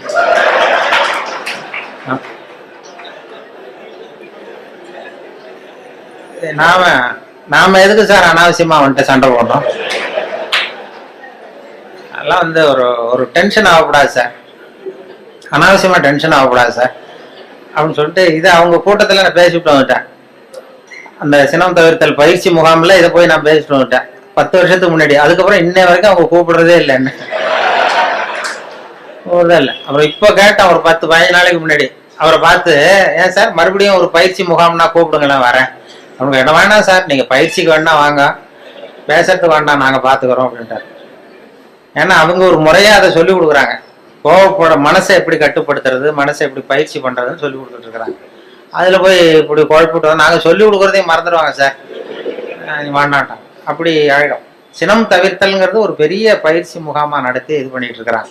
அது மாதிரி தான் சகிப்புத்தன்மையை பத்தியும் சொல்றது, இதெல்லாம் ரேடியோவில் அப்பப்போ சின்ன சின்ன கதையை சொல்றது தான். இது அவர் ஏன்னா அவர் செயலாளருங்கிறதுனால அவர்கிட்ட எப்போதும் கேட்டுக்கிறது, எவ்வளவு நேரம் சார் பேசணும்னு முதல் தடவை வந்தப்ப கேட்டேன். நீங்க எவ்வளவு நேரம் வேணாலும் பேசுங்க சார், நாங்க 10 நிமிஷத்துக்கு மேல உட்காந்துருக்க மாட்டோம் அப்படின்னாரு. அப்படி ஆரம்பிச்சவர் அவர். அதனால எப்போ முடிக்கணுங்கிறத கரெக்டா சொல்லு அப்படின்னு சொல்லி முதல் கூட்டத்துல எதிரில் உட்கார வச்சு ஒரு சிக்னல் கொடுத்தேன். அதாவது தலையை சொரிய சொல்லி, எப்போ முடிக்கணும்னு தோணுதோ அப்போ தலையை சொரிங்க, நான் முடிச்சுக்கிறேன் அப்படின்னு சொல்லி அவரை உட்கார வச்சு அது மாதிரி பண்ணிட்டு இருந்தேன். அது ஏன்னா இப்போ கும்பகோணத்தில் அது மாதிரி ஒரு கூட்டத்தில் ஆரம்பிச்சது. என் தம்பி சின்னம்மா பையன் தான் அங்கே அந்த ஒரு கிளப்பில் செக்ரட்டரி, அந்த டவுன் ஹால்னு ஒன்று. அவன் ஒருத்தர் இந்த மாதிரி கிளப் மெம்பருக்கு கூப்பிட்டு என்ன பேச சொன்னான். எவ்வளோ நேரம் பேசணும், நீ பாட்டுக்கு பேசு அப்படின்னா. அப்போ எப்போ முடிக்கணும்னு தோணுதோ நீ உட்காந்துக்கிட்டு தலையை சொல்லி நான் பார்த்து முடிச்சுக்கிறேன் அப்படின்னா. சரின்ட்டு வந்து உட்காந்துட்டான். பெரியவர்களே தாய்மார்களே என்னதான் உடனே சொல்லி ஆரம்பிச்சான். ஏன்பா நீ முடிச்சு சொல்றியான்னா, இல்ல அரிக்குதுன்னு சொல்றீங்க, நீ அது அது இனிமே பாத்துக்க ஜாக்கிரதையா இருக்கேன்னா. அப்புறம் ஒரு மணி நேரம் தலையை அரிச்சா கூட பல்ல கடிச்சிட்டே உட்காந்துட்டான் அந்த. அது மாதிரி அவர்கிட்ட சொன்னது அது பேச்சுங்கிறது அது மாதிரி சொல்லுவாங்க. ஏன்னா பேச்சாளர்கள் அவங்களுக்கு இந்த நேரம் ஆரம்பிக்கிறப்ப சிரமப்படா, அவர் முடிக்கிறது தெரியாது, எங்க முடிக்கிறது என்னன்னு ஒன்றும் புரியாது, அவங்க பாட்டு போயிட்டே இருப்பாங்க. அது ஒருத்தர் சொன்னாராம், நீங்க தோழர்களே நீங்க எல்லாரும் காக்காயை பார்த்து ஒத்துமையை கத்துங்க, காக்காயை பார்த்து ஒத்துமையை கத்துங்க, கிளியை பார்த்து அன்பை கத்துக்குங்க அப்படி இப்படின்னு சொன்னாராம். இது மாதிரி புறாவை பார்த்து ஒத்துமையை கத்துங்க அப்படின்னா. அப்போ ஒருத்தர் கோபமா எழுந்திரிச்சு நீ நேரத்தை பார்த்து பேச கத்துக்குங்க, அது மாதிரி வந்தோம். அப்படியே உபதேசம் மாதிரி பண்ணிட்டு இருந்தா அப்படி. ஆனா பேச்சு சொல்லுவாங்க, அது வேடிக்கையாவே சொல்றது உண்டு. ஒருத்தர் பேசிட்டே இருந்தாராம், ரொம்ப நேரம் பேசிட்டு இருந்திருக்காரு. சார் நான் எவ்வளவு நேரம் போனது தெரியல, உங்க பொறுப்பு தெரியல, நான் பேசிட்டே இருந்துட்டேன், கடிகாரத்தை கூட பார்க்க மறந்துட்டேன் சார் அப்படின்னாராம் பேச்சாளர். கடிகாரத்தை கூட பார்க்க மறந்துட்டேன், என்ன மன்னிச்சுங்க, ரொம்ப நேரம் பேசிட்டேன் போல் இருக்கு. ஆனால் ஒருத்தர் கோபமா எழுந்திரிச்சு சொன்னாராம், ஏன் கடிகாரத்தை தான் பார்க்க மறந்த, பின்னாடி மாட்டி இருக்கிற காலண்டரையாவது பார்க்க கூடாதா அப்படின்னா. வாரக்கணக்கில் பேசிட்டு இருந்திருக்கான், முதல் நாள் ஆரம்பிச்சு மறுநாள் முடிகிற வரைக்கும் அப்படி ஆரம்பிச்சிருவாங்க. அப்படிதான் அந்த சொல்லுவாங்க. அவர் சொன்னது என்னன்னா, இது அந்த காலேஜ்ல இருந்து பரிசோதனை, அது ஜோக்கு இல்லை, அது ஒரு சம்பவம் சொல்லிட்டு இருந்தேன் காலையில. அதாவது இவங்க இதுல மாநில கல்லூரியில இருந்து மனோதத்துவ பேராசிரியர் ஒருத்தர் வந்தார். அவர் மாணவர்கள் எல்லாம் அழைச்சிட்டு வந்தார் என்கிட்ட. வானொலியில வேலை பார்க்குறப்போ இந்த பிரசிடென்சி காலேஜ்ல இருந்து சைக்காலஜி ப்ரொஃபஸர் அவரு சில ஸ்டூடெண்ட்ஸ் எல்லாம் அழைச்சிட்டு வந்தார் என்கிட்ட. சார் நாங்கள் ஸ்டூடெண்ட்ஸோட வந்திருக்கோம் உங்ககிட்ட, உங்களுடைய ஒத்துழைப்பு தேவைன்னாரு. என்ன செய்யணும் சார்னா, உங்களை கொஞ்சம் டெஸ்ட்லாம் பண்ணணும், சோதனை பண்ணணும்னாரு. ஏன் சார் நான் என்ன பைத்தியமா அப்படின்னேன். மனோதத்துவ பேராசிரியருங்கிறீங்க, என்ன சோதிக்கிறதுக்கு என்ன இருக்கு அப்படின்னா, இல்லை சார் எங்கள் பாடத்திட்டத்திலேயே இது ஒரு அம்சம், அதனால நாங்கள் ஒரு பயிற்சி கொடுக்கறது மாதிரி, டாக்டர்களுக்கெல்லாம் அப்புறம் படிப்பு முடிஞ்ச பயிற்சி கொடுக்குறாங்களா, அது மாதிரி பயிற்சி இது. அதனால சரி சார் நான் என்ன பண்ணணும்னு, எங்கள் ஸ்டூடெண்ட்ஸ் எல்லாம் ஒரு கேள்வி கேட்போம், நீ பதில் சொல்லணும், யோசிக்காம உடனே பதில் சொல்லணும். அது யோசிச்சா என்னை பத்தி கௌரவமா என்ன சில உண்மைகளை மறைச்சிருவேன், அதாவது மனசுல இருக்கிறது அப்படியே வெளில வராதான். கேள்வி கேட்டு முடிச்சதும் டக்குன்னு பதில் சொல்லிடணும். இது ஒரு 10 பேர் கேட்போம், நாங்கள் சொல்லணும்னாரு அந்த பேராசிரியர். சரி சார் கேளுங்க சார் நான் சொல்லிடுறேன் அப்படின்னா. அதே மாதிரி 10 பேரும் அவங்க டக்குன்னு படிச்சாங்க கேள்வியை, உடனே பதில் சொல்லிட்டேன், எதுவும் யோசிக்காம கேட்டுன்னு சொல்லிட்டேன். உடனே அவங்க 10 பேர் பேராசிரியர்லாம் தனியா போய் உட்காந்து கணக்கு போட்டாங்க. எல்லாத்தையும் என் பதில வச்சு என்னத்தையும் கணக்கு கூட்டல் கழிச்சு எல்லாம் போட்டு கடைசியில என்கிட்ட, சார் உங்க கேரக்டர் என்னங்கிறத நாங்க முடிவு பண்ணிட்டோம், உங்க கேரக்டர் என்னங்கிறத முடிவு பண்ணிட்டோம் அப்படின்னாங்க. என்ன சார் அப்படின்னு, உங்களை யாராலையும் ஜெயிக்க முடியாது சார் அப்படின்னாங்க. ஏன் அப்படி சொல்றீங்க அப்படின்னா, அது ஏன் உங்களை யாராலையும் ஜெயிக்க முடியாதுன்னு சொல்றோம்னா, நீங்க எப்பவும் தோத்து போறதுக்கு தயாரா இருக்கீங்க, தோத்து போக தயாரா இருக்கிற ஒருத்தரை யாராலையும் ஜெயிக்க முடியாது, இதுதான் உங்க கேரக்டர் அப்படின்னு என்னை பத்தி அவங்க சொல்லிவிட்டு அதுக்கப்புறம் ஒரு புத்தி சொன்னாங்க. இந்த கேரக்டர் உள்ளவங்க எந்த தொழில் தொடங்கினாலும் அது உருப்படாது, அதாவது பிசினஸோ வியாபாரமோ எதை பண்ணாலும் உங்களுக்கு சரியா வராது, அந்த பிசினஸும் வீணா போடும். ஏதோ அதிர்ஷ்டவசமா அரசாங்கத்துல சேர்ந்துருக்கீங்க, இதுல உங்களுக்கு ஒன்றும் பெரிய இது ரிஸ்க் கிடையாது. அதனால இந்த மனோபாவம் உள்ளவங்க வேற வாழ்க்கையில வெற்றி அடைய முடியாது. அதாவது அந்த ஒரு தொழில் துறையிலேயோ ரொம்ப அந்த இது பண்ண முடியாதுன்ட்டார். அதை அந்த அந்த ரகசியத்தை அவங்கள்ட்ட சொன்னா அது எல்லாருக்கும் சொல்லுங்கன்னு சொல்லிட்டாரு. இப்போ அது அது மாதிரி அது சில பேர் ஒவ்வொருத்தருடைய கேரக்டருக்கு தகுந்த தொழில் அமையணுமா, அப்படி பண்ணாதான் அது நல்லது. அதனாலதான் சொல்லுவாங்க என்ன சில இதுல இந்த இந்த மனோபாவத்துல சில வசதி உண்டு. வாழ்க்கையில வந்து ஜெயிக்கிறது தான் சந்தோஷம்னு நாம நினைச்சுக்கிட்டு இருக்கிறோம். தோத்து போறதுதான் உண்மையான சந்தோஷம். அது இப்போ இப்போ என் பேரனோட விளையாடி தோத்து போகும்பொழுது ஜெயிக்கிறத விட சந்தோஷமா இருக்கு. சின்ன குழந்தைகள்கிட்ட பக்கத்து வீட்டு குழந்தைகள்கிட்ட நான் விளையாடி தோத்து போறேன், அது எனக்கு ஜெயிக்கிறத விட சந்தோஷமா இருக்கு. தோத்து போறதுதான் சந்தோஷம்ங்கிறத தெரிஞ்சுக்கிறதுக்கு எனக்கு 60 வருஷம் ஆயிருக்கு. இது வரைக்கும் ஜெயிக்கிறது தான் சந்தோஷம்னு நினைச்சுக்கிட்டு இருந்தோம். அது இல்லை, அது வாழ்க்கைங்கிற பந்தயத்துல தோற்று போக கற்றுக்கொள்ளுங்கம்மா. வாழ்க்கைங்கிற பந்தயத்துல, ஓட்ட பந்தயத்துல நீங்க ஜெயிக்கிறதுக்கு கத்துங்க. அதாவது ஒரு ஓட்ட பந்தயம் நடந்துகிட்டு இருந்தான், ஒரு 10 பேர் ஓடிக்கிட்டு இருந்தான். முதல்ல ஒருத்தன் ஓடுறான், அவன் தான் ஜெயிக்க போறான். அந்த வின்னிங் பாயிண்ட் ஜெயிக்கிற கட்டத்துல பின்னாடி வந்தவன் தடுமாறி கீழே விழுந்துட்டான் பந்தயத்துல. உடனே முன்னாடி ஓடிக்கிட்டு இருந்தவன் டக்குன்னு நின்று அந்த விழுந்தவனை தூக்கிட்டு ஓரமா போயிட்டான். விழுந்தவனை தூக்கி அவனை தொடச்சி அவனை ஆசுவாசப்படுத்தி கொண்டு போட்டான். 3வதா வந்தவன் முதல்ல வந்துட்டான். ஜெயிச்சதும் கூப்பிட்டு பரிசு கொடுத்தாங்களாம். இதுல போட்டி முடிஞ்சதும் அந்த 3வதா ஃபர்ஸ்ட் வந்தவனுக்கு பரிசு கொடுத்துட்டாங்க. அப்புறம் இந்த முன்னாடி வந்து இவனை தூக்கிட்டு போனான்ல, அவனை கூப்பிட்டு அவனுக்கு ஒரு பரிசு கொடுத்தாங்களாம். கொடுத்துட்டு அவர் சொன்னாராம், அந்த பரிசு கொடுத்தவர், அவன் ஓட்ட பந்தயத்துல அவன் ஜெயிச்சுட்டான், ஆனா வாழ்க்கைங்கிற பந்தயத்துல நீ தான் ஜெயிச்சிருக்கிற, இதுதான் உண்மையான வெற்றி. நீ தோத்து போறதுதான் உண்மையான வெற்றி. உன்னுடைய தோல்வி தான் வெற்றிக்கு காரணம். உன்னுடைய தோல்வியை பாராட்டுகிறோம் அப்படின்னு சொல்லி பாராட்டினாங்களாம். அப்படி அந்த தோல்வி கூட நமக்கு மகிழ்ச்சி, அந்த நுணுக்கமா அது தத்துவார்த்தமா புரிஞ்சிக்க வேண்டிய விஷயம். அந்த விட்டு கொடுத்துக்கிறது நல்ல பெரிய மனப்பான்மை நல்லதுதான்னு போதனை பண்ணுவான். ஒரு ஓட்டப்பந்தயத்துல பின்னாடி வர்றவனுக்கு விட்டு கொடுத்துருவோமா, நீ போடா முன்னாடி, விட்டு கொடுக்கறது தான் நல்லதுன்னு சொல்றாங்க, நீ முன்னாடி போனா மெதுவா வரேன்னு சொல்ல மாட்டோம். அது ஓட்டப்பந்தயம்ங்கிறது வேற, வாழ்க்கைங்கிற பந்தயம் வேற. வாழ்க்கை பந்தயத்துல தோற்று போக கற்றுக்கொள்ளுங்கள் அப்படிங்கிறது ஒரு பெரிய. அதே மாதிரி சகிப்புத்தன்மை இதெல்லாம் சொல்லுவாங்க. சகிப்புத்தன்மைங்கிறது இன்டர்நேஷனல் இயர் ஆஃப் டாலரன்ஸ் அப்படின்னு கொண்டாடினாங்க. சர்வதேச சகிப்புத்தன்மை ஆண்டு 1995. அப்ப ரேடியோவில் இது மாதிரி சகிப்புத்தன்மையை பத்தி நீ ஒரு இது சொல்லுன்னு சொன்னாங்க. எங்க டைரக்டர் அப்பப்போ சொல்லுவாரு, அப்பப்போ ஒரு ஆர்டர் போடுவார், இன்னைக்கு இதை பத்தி சொல்லு, இன்னைக்கு அதை பத்தி சொல்லணும். அந்த கருத்தை வாங்கிட்டு கதையை வழக்கம் போல கதை ஒன்று பண்றதுதான். அது ஒரு டாக்டர் உட்காந்துருக்கிறாரு இந்த ரூம்ல டாக்டர் உட்காந்துருக்காரு.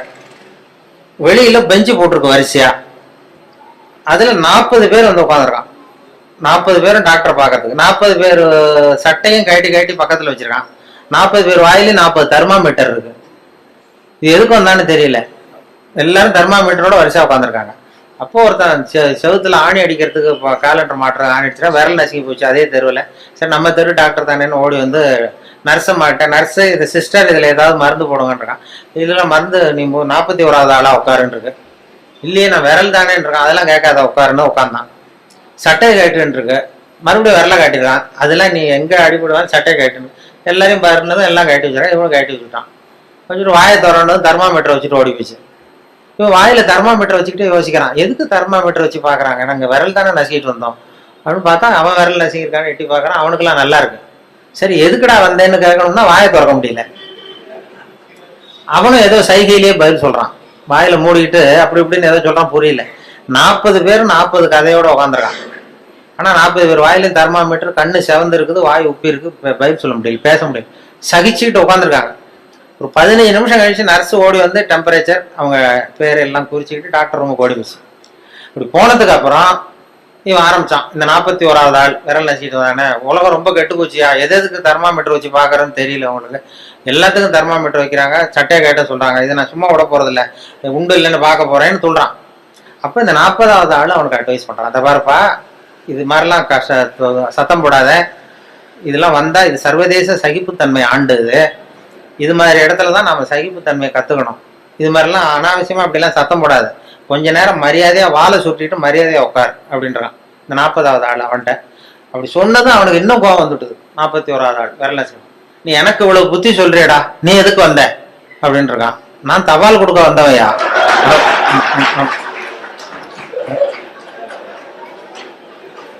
தினப்படி வருவேன் சட்டையை கேட்ட சொல்லுவாங்க, நான் கேட்டு வைப்பேன், தெர்மாமீட்டர் வச்சு பார்ப்பாங்க, அதுக்கப்புறம் எடுத்துட்டு போனது மறுபடியும் சட்டையை மாட்டிக்கிட்டு நான் பாட்டு தபால் கொடுத்துட்டு போயிடுவேன். இதுல என்ன கெட்டு போயிட்டோம்? எல்லாரும் சகிப்புத்தன்மையை வந்து வளர்த்துங்கப்பா எல்லாரும் அப்படின்னு சொல்லிட்டு போனாங்களாம். அது மாதிரி இது மாதிரி சந்தர்ப்பத்தை எல்லாம் நீங்க அதை வளர்த்துக்கலாம், சகிப்புத்தன்மை வளர்த்துக்கிறது, சிரிக்க கத்துக்கிறது அப்படின்ட்டு. அதனால இன்னும் நேரமும் ரொம்ப ஆயிருக்கும்னு நினைக்கிறேன். இன்னும் ரொம்ப அது மாதிரி அந்த சொல்லுவாங்க, ஒரு ஒரு பேச்சாளர் ரொம்ப வேகமா எங்கேயோ போயிட்டு இருந்தாராம், வேகமா வந்துட்டு இருந்தாராம். வரும்பொழுது ஒரு சிங்கம் வந்து வழிமறிச்சுதான், நான் உன்னை சாப்பிட போறேன் இருக்கு சிங்கம். ஐயோ நீ என்னை சாப்பிடாத, நான் ஒரு முக்கியமான கூட்டத்துல பேச போயிட்டு இருக்கேன் அப்படின்னாராம். ஐயோ அதெல்லாம் முடியாது, எனக்கு பசி தான் முக்கியம் இருக்கு சிங்கம். என்ன நீ என்ன அவ்வளவு நல்லா பேசுவியா அப்படின்னு தான் சிங்கம் அந்த பேச்சாளர். ஐயோ அதை ஏன் கேட்குற, நான் பேச ஆரம்பிச்சேன்னா கேட்கறவங்க அப்படியே மயங்கி விழுந்துருவாங்க, நீ இங்கேயே பேச, நான் மயங்கி விழறேன் பாப்போன்றது சிங்கம். அங்கேயே ஆரம்பிச்சாரு, பெரியவர்களே தாய்மார்களேன்னாரு, உடனே கரகரன்னு சுத்தி விழுந்துட்டு அப்படியே மயக்கம் போட்டு வந்துடுதே. ஆஹா இதுதான் நேரம் நம்ம தப்பிக்கிறதுன்னு மெதுவா பாம்பு மாதிரி நெளிஞ்சு போனாராம். எழுந்திரிச்சு ஓடனா அந்த அதிர்ச்சியில அவன் முடிச்சுக்கிட்டான்னா மயக்கம் தெளிஞ்சிரும்ல, அந்த சிங்கத்துக்கு மயக்கம் தெளிஞ்சிரும். அதனால மெதுவா நழுவி அப்போ கொஞ்சம் தூரம் போய் எழுந்திரிச்சு ஒரே ஓட்டமா ஓடி போட்டான். ரொம்ப தூரம் ஓடுறான், வேருக்கு உழுது மூச்சு வாங்குது, சிங்கம் பின்னாடி துரத்துதா அங்கேயே கிடக்கான்னு திரும்பி பார்க்கறதுக்கு கூட தைரியம் இல்லை, அவ்வளவு தூரம் ஓடி போயிட்டான். ரொம்ப தூரம் போய் ஒரு இடத்துல மூச்சு வாங்க நின்று திரும்பி பார்த்தான், சிங்கம் அப்படியே கிடக்கா. என்னென்ன மூச்சு வாங்குது வேறு உழுது பார்த்தா சிங்கம் அப்படியே கிடக்கு, மயங்க விழுந்தது எழுந்திரிக்கவே இல்லை, அப்படியே கிடக்கு. இவன் அங்க இருந்து அந்த சிங்கத்தை பார்த்துட்டு மனசுல நினைச்சுக்கிட்டானா, நல்ல வேளை நம்ம பேசினதை கேட்டுவிட்டு அந்த சிங்கம் மயங்கி விழுந்ததுனால நாம தப்பிச்சோம் அப்படின்னு அவன் நினைச்சுக்கிட்டானா. அதே நேரம் அந்த சிங்கம் லேசா ஒரு தலையை தூக்கி ஒரு கண்ணால அவனை பார்த்துதான், பார்த்துட்டு இது நினைச்சுக்கிட்டு தான், நல்ல வேளை மயங்கி விழுந்தது மாதிரி நடிச்சதுனால நாம தப்பிச்சோம், இல்லைன்னா அவன் பேசியே கொண்டிருப்பான் நம்மள அப்படின்னு இதை நினைச்சுக்கிட்டு தான். அது எதுக்குன்னா இப்போ உங்களை எல்லாம் பார்த்தா அந்த சிங்கத்தோட முகம் மாதிரி தெரியுது, ஏன்னா பசி நேரம் வந்துட்டுது. அதனால இதுக்கு மேலேயும் நீங்க சிங்கமா மாறுற வரைக்கும் உங்க பொறுமையை சோதிக்க கூடாதுங்கிறதுனாலையும் இவரும் விடமாட்டாரு. இப்படி நாலாவது தடவை 5வது தடவை கூப்பிட்டுட்டே இருப்பாரு. ஒவ்வொரு தடவை எல்லாரும் எழுந்திரிச்சு நின்று கை தட்டுங்க. அதனால மறுபடியும் உங்களை அப்புறம் வந்து சந்திக்கிறேன். ரொம்ப நன்றி, வணக்கம். என்னுடைய நண்பர் ஒருத்தர், அவர் விரல்ல நகமே இருக்காது. என்ன காரணம்னு நினைக்கிறீங்க? எல்லாத்தையும் அவரே கடிச்சு துப்பிடுவார். அப்படி ஒரு பழக்கம். சின்ன குழந்தைகள் வந்து நகம் கடிக்குது, விரல் சூப்புது. இதுக்கு என்ன காரணம் தெரியுமா? குழந்தைகள் மனசுல ஏற்படக்கூடிய ஒரு வித பாதுகாப்பின்மை, இன்செக்யூரிட்டி, அல்லது தான் வந்து சரியா கவனிக்கப்படல அப்படிங்கிற எண்ணத்தோட வெளிப்பாடு தான் அது அப்படிங்கிறாங்க டாக்டர்கள். சில இடங்கள்ல 2வது குழந்தை பிறந்த உடனே பெரியவர்கள் கவனம் வந்து முதல் குழந்தைகிட்ட இருந்து கொஞ்சம் விலகி 2வது குழந்தைகிட்ட போடும். அந்த சமயத்துல முதல் குழந்தைக்கு இந்த பழக்கம் ஏற்படுறதுக்கு வாய்ப்பு உண்டாம். சில குடும்பங்கள்ல கணவன் மனைவி 2 பேருமே வேலைக்கு போறவங்களா இருப்பாங்க. குழந்தை வந்து ரொம்ப நேரத்துக்கு பெத்தவங்களை பிரிஞ்சு இருக்க வேண்டிய சூழ்நிலை இருக்கும். குழந்தை ஒரு பாதுகாப்பின்மையை உணர ஆரம்பிக்கும், இந்த பழக்கம் வந்துடும். அதனால ஒரு குழந்தைக்கு தான் வந்து ஒதுக்கப்படுறோம் அப்படிங்கிற நினைப்பு வராம பாத்துக்கணும். வளர்ந்த குழந்தைகளும் நகம் கடிக்கும், வயசானவங்க கிட்டையும் இந்த பழக்கம் இருக்கும். இது வந்து ஒரு மனச்சிதைவின் வெளிப்பாடு அப்படிங்கிறாங்க மனநல நிபுணர்கள். அம்மா அப்பா திட்டினாலும் சரி, அல்லது ஆசிரியர் திட்டினாலும் சரி, இந்த பழக்கம் வந்துடும். நாம தவறு பண்ணிட்டோம் அப்படிங்கிற நினைப்பு வர்ற சமயம் நகம் கடிக்க ஆரம்பிச்சிருவோம். ஏதோ ஒண்ணு அடையணும் அப்படின்னு நினைக்கிறோம், அதை அடைய முடியல. இப்படி ஒரு ஏக்கம் வர்ற சமயத்திலேயும் சில பேர் நகத்தை கடிக்க ஆரம்பிச்சிருவாங்க. ஒரு பெரிய அதிகாரி, தனியார் நிறுவனத்துல வேலை பார்க்கிறவரு, அவரு டென்ஷன் ஆயிட்டாருன்னா உடனே அறைக்கு அதை சாத்தி விடுவாங்களாம். அவரே சாத்திக்குவாராம். அப்படி சாத்திக்கிட்டு உள்ள எதையாவது வெறிச்சு பார்த்துக்கிட்டே நகத்தை கடிக்க ஆரம்பிச்சிருவாராம். இந்த பழக்கம் உலகம் பூரா உண்டு. நகம் கடிக்கிறவங்களை அந்த பழக்கத்திலிருந்து மீட்கிறதுக்கு என்ன வழி அப்படின்னு லண்டன்ல உள்ள அழகியல் நிறுவன நிபுணர்கள் யோசனை பண்ணி பார்த்துருக்குறாங்க. சில ஆய்வுகள் பண்ணி பார்த்தாங்களாம். அவங்க என்ன பண்ணாங்க தெரியுமா? நகம் கடிக்கிற பழக்கம் உள்ளவங்களை எல்லாம் தேடி பிடிச்சாங்க. அவங்களையெல்லாம் 3 பிரிவா பிரிச்சுக்கிட்டாங்க. ஒரு பிரிவு கிட்ட என்ன சொன்னாங்கன்னா, உங்களுக்கு நகத்தை கடிக்கணுங்கிற நினைப்பு வர்றப்போலாம் டைரி எழுத ஆரம்பிச்சிருங்க அப்படின்னாங்களாம். இன்னொரு பிரிவு கிட்ட, உங்களுக்கு அந்த நினைப்பு வர்றப்போலாம் உங்க நகத்துக்கு வண்ணம் பூச ஆரம்பிச்சிருங்க, அழகுபடுத்த ஆரம்பிச்சிருங்க, நெயில் பாலிஷ் போடுறாங்களே அது மாதிரி, அப்படி ஒரு யோசனை சொல்லியிருக்காங்க. 3வது குழுவினர்கிட்ட, உங்களுக்கு நகத்தை கடிக்கணுங்கிற எண்ணம் வர்றப்போலாம் விரல்களை வந்து இறுக்கமா மூடி வச்சுக்கிட்டு வேற விஷயங்கள்ல கவனம் செலுத்துங்க அப்படின்னு சொன்னாங்களாம். இப்படி 3 வித முயற்சி பண்ணி பார்த்ததுல கடைசியா அவங்க என்ன கண்டுபிடிச்சாங்க தெரியுமா? 3வது குழு செஞ்சதுல நல்ல பலன் கிடைச்சதாம். அதாவது நகம் தெரியாதபடிக்கு விரலை இறுக மூடிக்கிட்டு வச்சுக்கிட்டோம்னா அந்த பழக்கம் மாறுதான். அப்படி இருந்தவங்க கிட்ட இந்த நகம் கடிக்கிற பழக்கம் மெதுவா குறைஞ்சு போச்சான். அதனால நகம் கடிக்கிற பழக்கம் உள்ளவங்க இதை முயற்சி பண்ணி பார்க்கலாம். ஒரு ஆள் இருந்தார், அவருக்கு எப்ப பார்த்தாலும் நகத்தை கடிச்சுக்கிட்டே இருக்கணும், அப்படி ஒரு பழக்கம். அதனால அவர் விரல்ல எப்பவும் நகம் இருக்கிறது இல்ல, விரல் இருக்கிறதே பெரிய ஆச்சரியம். அவருக்கு திடீர்னு உடம்புல அரிப்பு, சொரிஞ்சிக்க முடியல, அரிப்பும் நிக்கல. ஒரு வாரம் தொடர்ந்து கஷ்டப்பட்டார். கடைசியா ஒரு டாக்டர் கிட்ட ஓடினார். அவர் எல்லாத்தையும் விவரமா கேட்டுக்கிட்டு கடைசியா கொஞ்சம் மாத்திரை கொடுத்து வேலைக்கு ஒண்ணு சாப்பிடு அப்படின்னாராம். இந்த மாத்திரை எதுக்கு டாக்டர்? அரிப்பு நிக்கிறதுக்கா அப்படின்னாராம். இல்ல நகம் வளர்றதுக்காக அப்படின்னாராம் இந்த டாக்டர். ஒரு கோவில்ல ஆன்மீக சொற்பொழிவு நடந்துகிட்டு இருக்குது. ஒரு பெரியவர் பேசிக்கிட்டு இருக்கார். கடவுளை பத்தியும் சொர்க்கத்தை பத்தியும் மனுஷனை பத்தியும் அவர் விவரமா பேசுறார். எல்லாரும் உட்கார்ந்து கேக்குறாங்க. அந்த கூட்டத்துல ஒரு தத்துவ ஞானியும் உட்கார்ந்து இருக்கிறார். அவரு அவருடைய நண்பர். பேசி முடிச்சதும் அந்த பெரியவர் மேடையை விட்டு இறங்கினார். நேரா அந்த தத்துவ ஞானி கிட்ட வந்தார். எப்படி இருந்தது என்னுடைய பேச்சு அப்படின்னு கேட்டார். நீங்க பேசினது ஒண்ணுக்கு ஒண்ணு முரண்பாடா தெரிஞ்சது அப்படின்னாராம் இவரு. நான் என்ன அப்படி தப்பா பேசிவிட்டேன் அப்படின்னாரா அவரு. கடவுளை நம்புகிறவன் சொர்க்கத்துக்கு போவான்னு சொன்னீங்க, அப்புறம் நல்ல விதமா வாழறவன் சொர்க்கத்துக்கு போவான்னு சொன்னீங்க அப்படின்னாராம். இதுல என்ன முரண்பாடுன்னு கேட்டிருக்காரு அவர். இதுலதான் முரண்பாடு தெரியுது எனக்கு. அதாவது இங்க ஒருத்தன் எல்லா தப்பும் பண்ணிட்டு இருக்கிறான், அவன் கடவுளை நம்பினான்னா அவன் சொர்க்கத்துக்கு போவானா? இது என்னுடைய முதல் கேள்வி. இல்லைன்னா ஒருத்தன் எந்த தப்பும் பண்ணல, ரொம்ப ஒழுங்கா வாழ்ந்துகிட்டு இருக்கிறான், ஆனா அவன் கடவுளை நம்பல, அவன் என்ன நரகத்துக்கு தான் போவானா? கடவுள் நம்பிக்கை உள்ள ஒரு திருடன் என்ன ஆவான், எங்க போவான்? கடவுள் நம்பிக்கையே இல்லாத ஒரு நல்லவன் என்ன ஆவான், எங்க போவான்? ஒருத்தன் இங்க கடவுள் நம்பிக்கையோட வாழறது முக்கியமா அல்லது நல்லவனா வாழறது முக்கியமா? இதுதான் இவர் கேட்ட கேள்வி. இதை கேட்டதும் அந்த பெரியவர் குழம்பி போட்டார். அவர் சொன்னது நியாயம் தானே. கடவுளை நம்புறவன் தான் சொர்க்கத்துக்கு போவான்னா பேசாம கடவுளை நம்பிக்கிட்டு இந்த உலகத்துல எல்லா தப்பும் பண்ணிட்டு இருக்கலாமே. பேச்சாளர் குழப்பத்தோட வீட்டுக்கு போனார். படுத்து தூங்கினாரு. ஒரு கனவு வந்தது. கனவுல அவர் ஒரு ரயில்ல வேகமா போயிட்டு இருக்கிறார். எதிரில் உட்கார்ந்து இருக்கிறவரை பார்த்து நாம இப்ப எங்க போறோம்னு கேட்டார். சொர்க்கத்துக்கு போயிட்டு இருக்கிறோம் அப்படின்னாங்களாம். ரயில் போய் நின்றது. இவர் இறங்கினார். இங்க கௌதம புத்தர் இருப்பார், சாக்ரட்டிஸ் இருப்பார், அவங்கள பாக்குறதுக்கு ஒரு நல்ல வாய்ப்பு அப்படின்னு நினைச்சுக்கிட்டே அங்கேயும் இங்கேயும் பார்த்தார். அங்க யாருமே இல்ல. ஒரே பாலைவனம் மாதிரி இருக்குது. பச்சை இல்ல, பசுமை இல்ல, பூக்கள் இல்ல, மரம்லாம் மொட்டையா நிக்குது. எலும்பும் தோலுமா சில முனிவர்கள் அங்கேயும் இங்கேயுமா உட்கார்ந்து இருக்கிறாங்க. இவர் அவங்க கிட்ட போய் இந்த புத்தர், சாக்ரட்டிஸ் இவங்க எல்லாம் எங்க இருக்கிறாங்கன்னு கேட்டாராம். அப்படி யாரும் இங்க இல்லையே, அவங்க எல்லாம் யாரு அப்படின்னு திருப்பி கேட்டிருக்கிறாங்க. இவருக்கு அதிர்ச்சியா போச்சு. அப்படின்னா அவங்க எங்க போயிருப்பாங்க? உடனே ரயில் நிலையத்துக்கு ஓடி வந்தார். அப்பதான் நரகத்துக்கு ஒரு ரயில் புறப்பட்டுக்கிட்டு இருந்தது. அங்க இருந்து அதுல ஏறி உட்கார்ந்தார். ரயில் வேகமா போச்சு. நரகம் நெருங்க நெருங்க காற்று குளிர்ச்சியா வீச ஆரம்பிச்சுதான். வெளியில பசுமையா இருந்துதான். அழகான மலர்கள், அழகான நீர்நிலைகள், நந்தவனங்கள், ரொம்ப அருமையா இருக்குது. ரொம்ப அங்க இருந்தவங்க எல்லாம் ரொம்ப மகிழ்ச்சியா உல்லாசமா வேற இருந்திருக்கிறாங்க. எங்க பார்த்தாலும் ஆடல் பாடல் உற்சாகம். இவரு ரயில விட்டு இறங்கினார். அவருக்கு சந்தேகம், இதுவா நரகம் அப்படின்னு விசாரிச்சிருக்காரு. ஆமா இதுதான் நரகம்னாங்களாம். எனக்கு ஒரு சந்தேகம் இருக்காரு, என்னன்னு கேட்டிருக்காங்க. கௌதம புத்தரும் சாக்ரட்டிஸும் லாவோஸும் இவங்க மாதிரி இன்னும் பல பேரும் கடவுள் நம்பிக்கை இல்லாதவங்க, அவங்க எல்லாம் இங்க இருக்கிறாங்களா அப்படிங்கறதுதான் என்னுடைய சந்தேகம் அப்படின்னாராம்.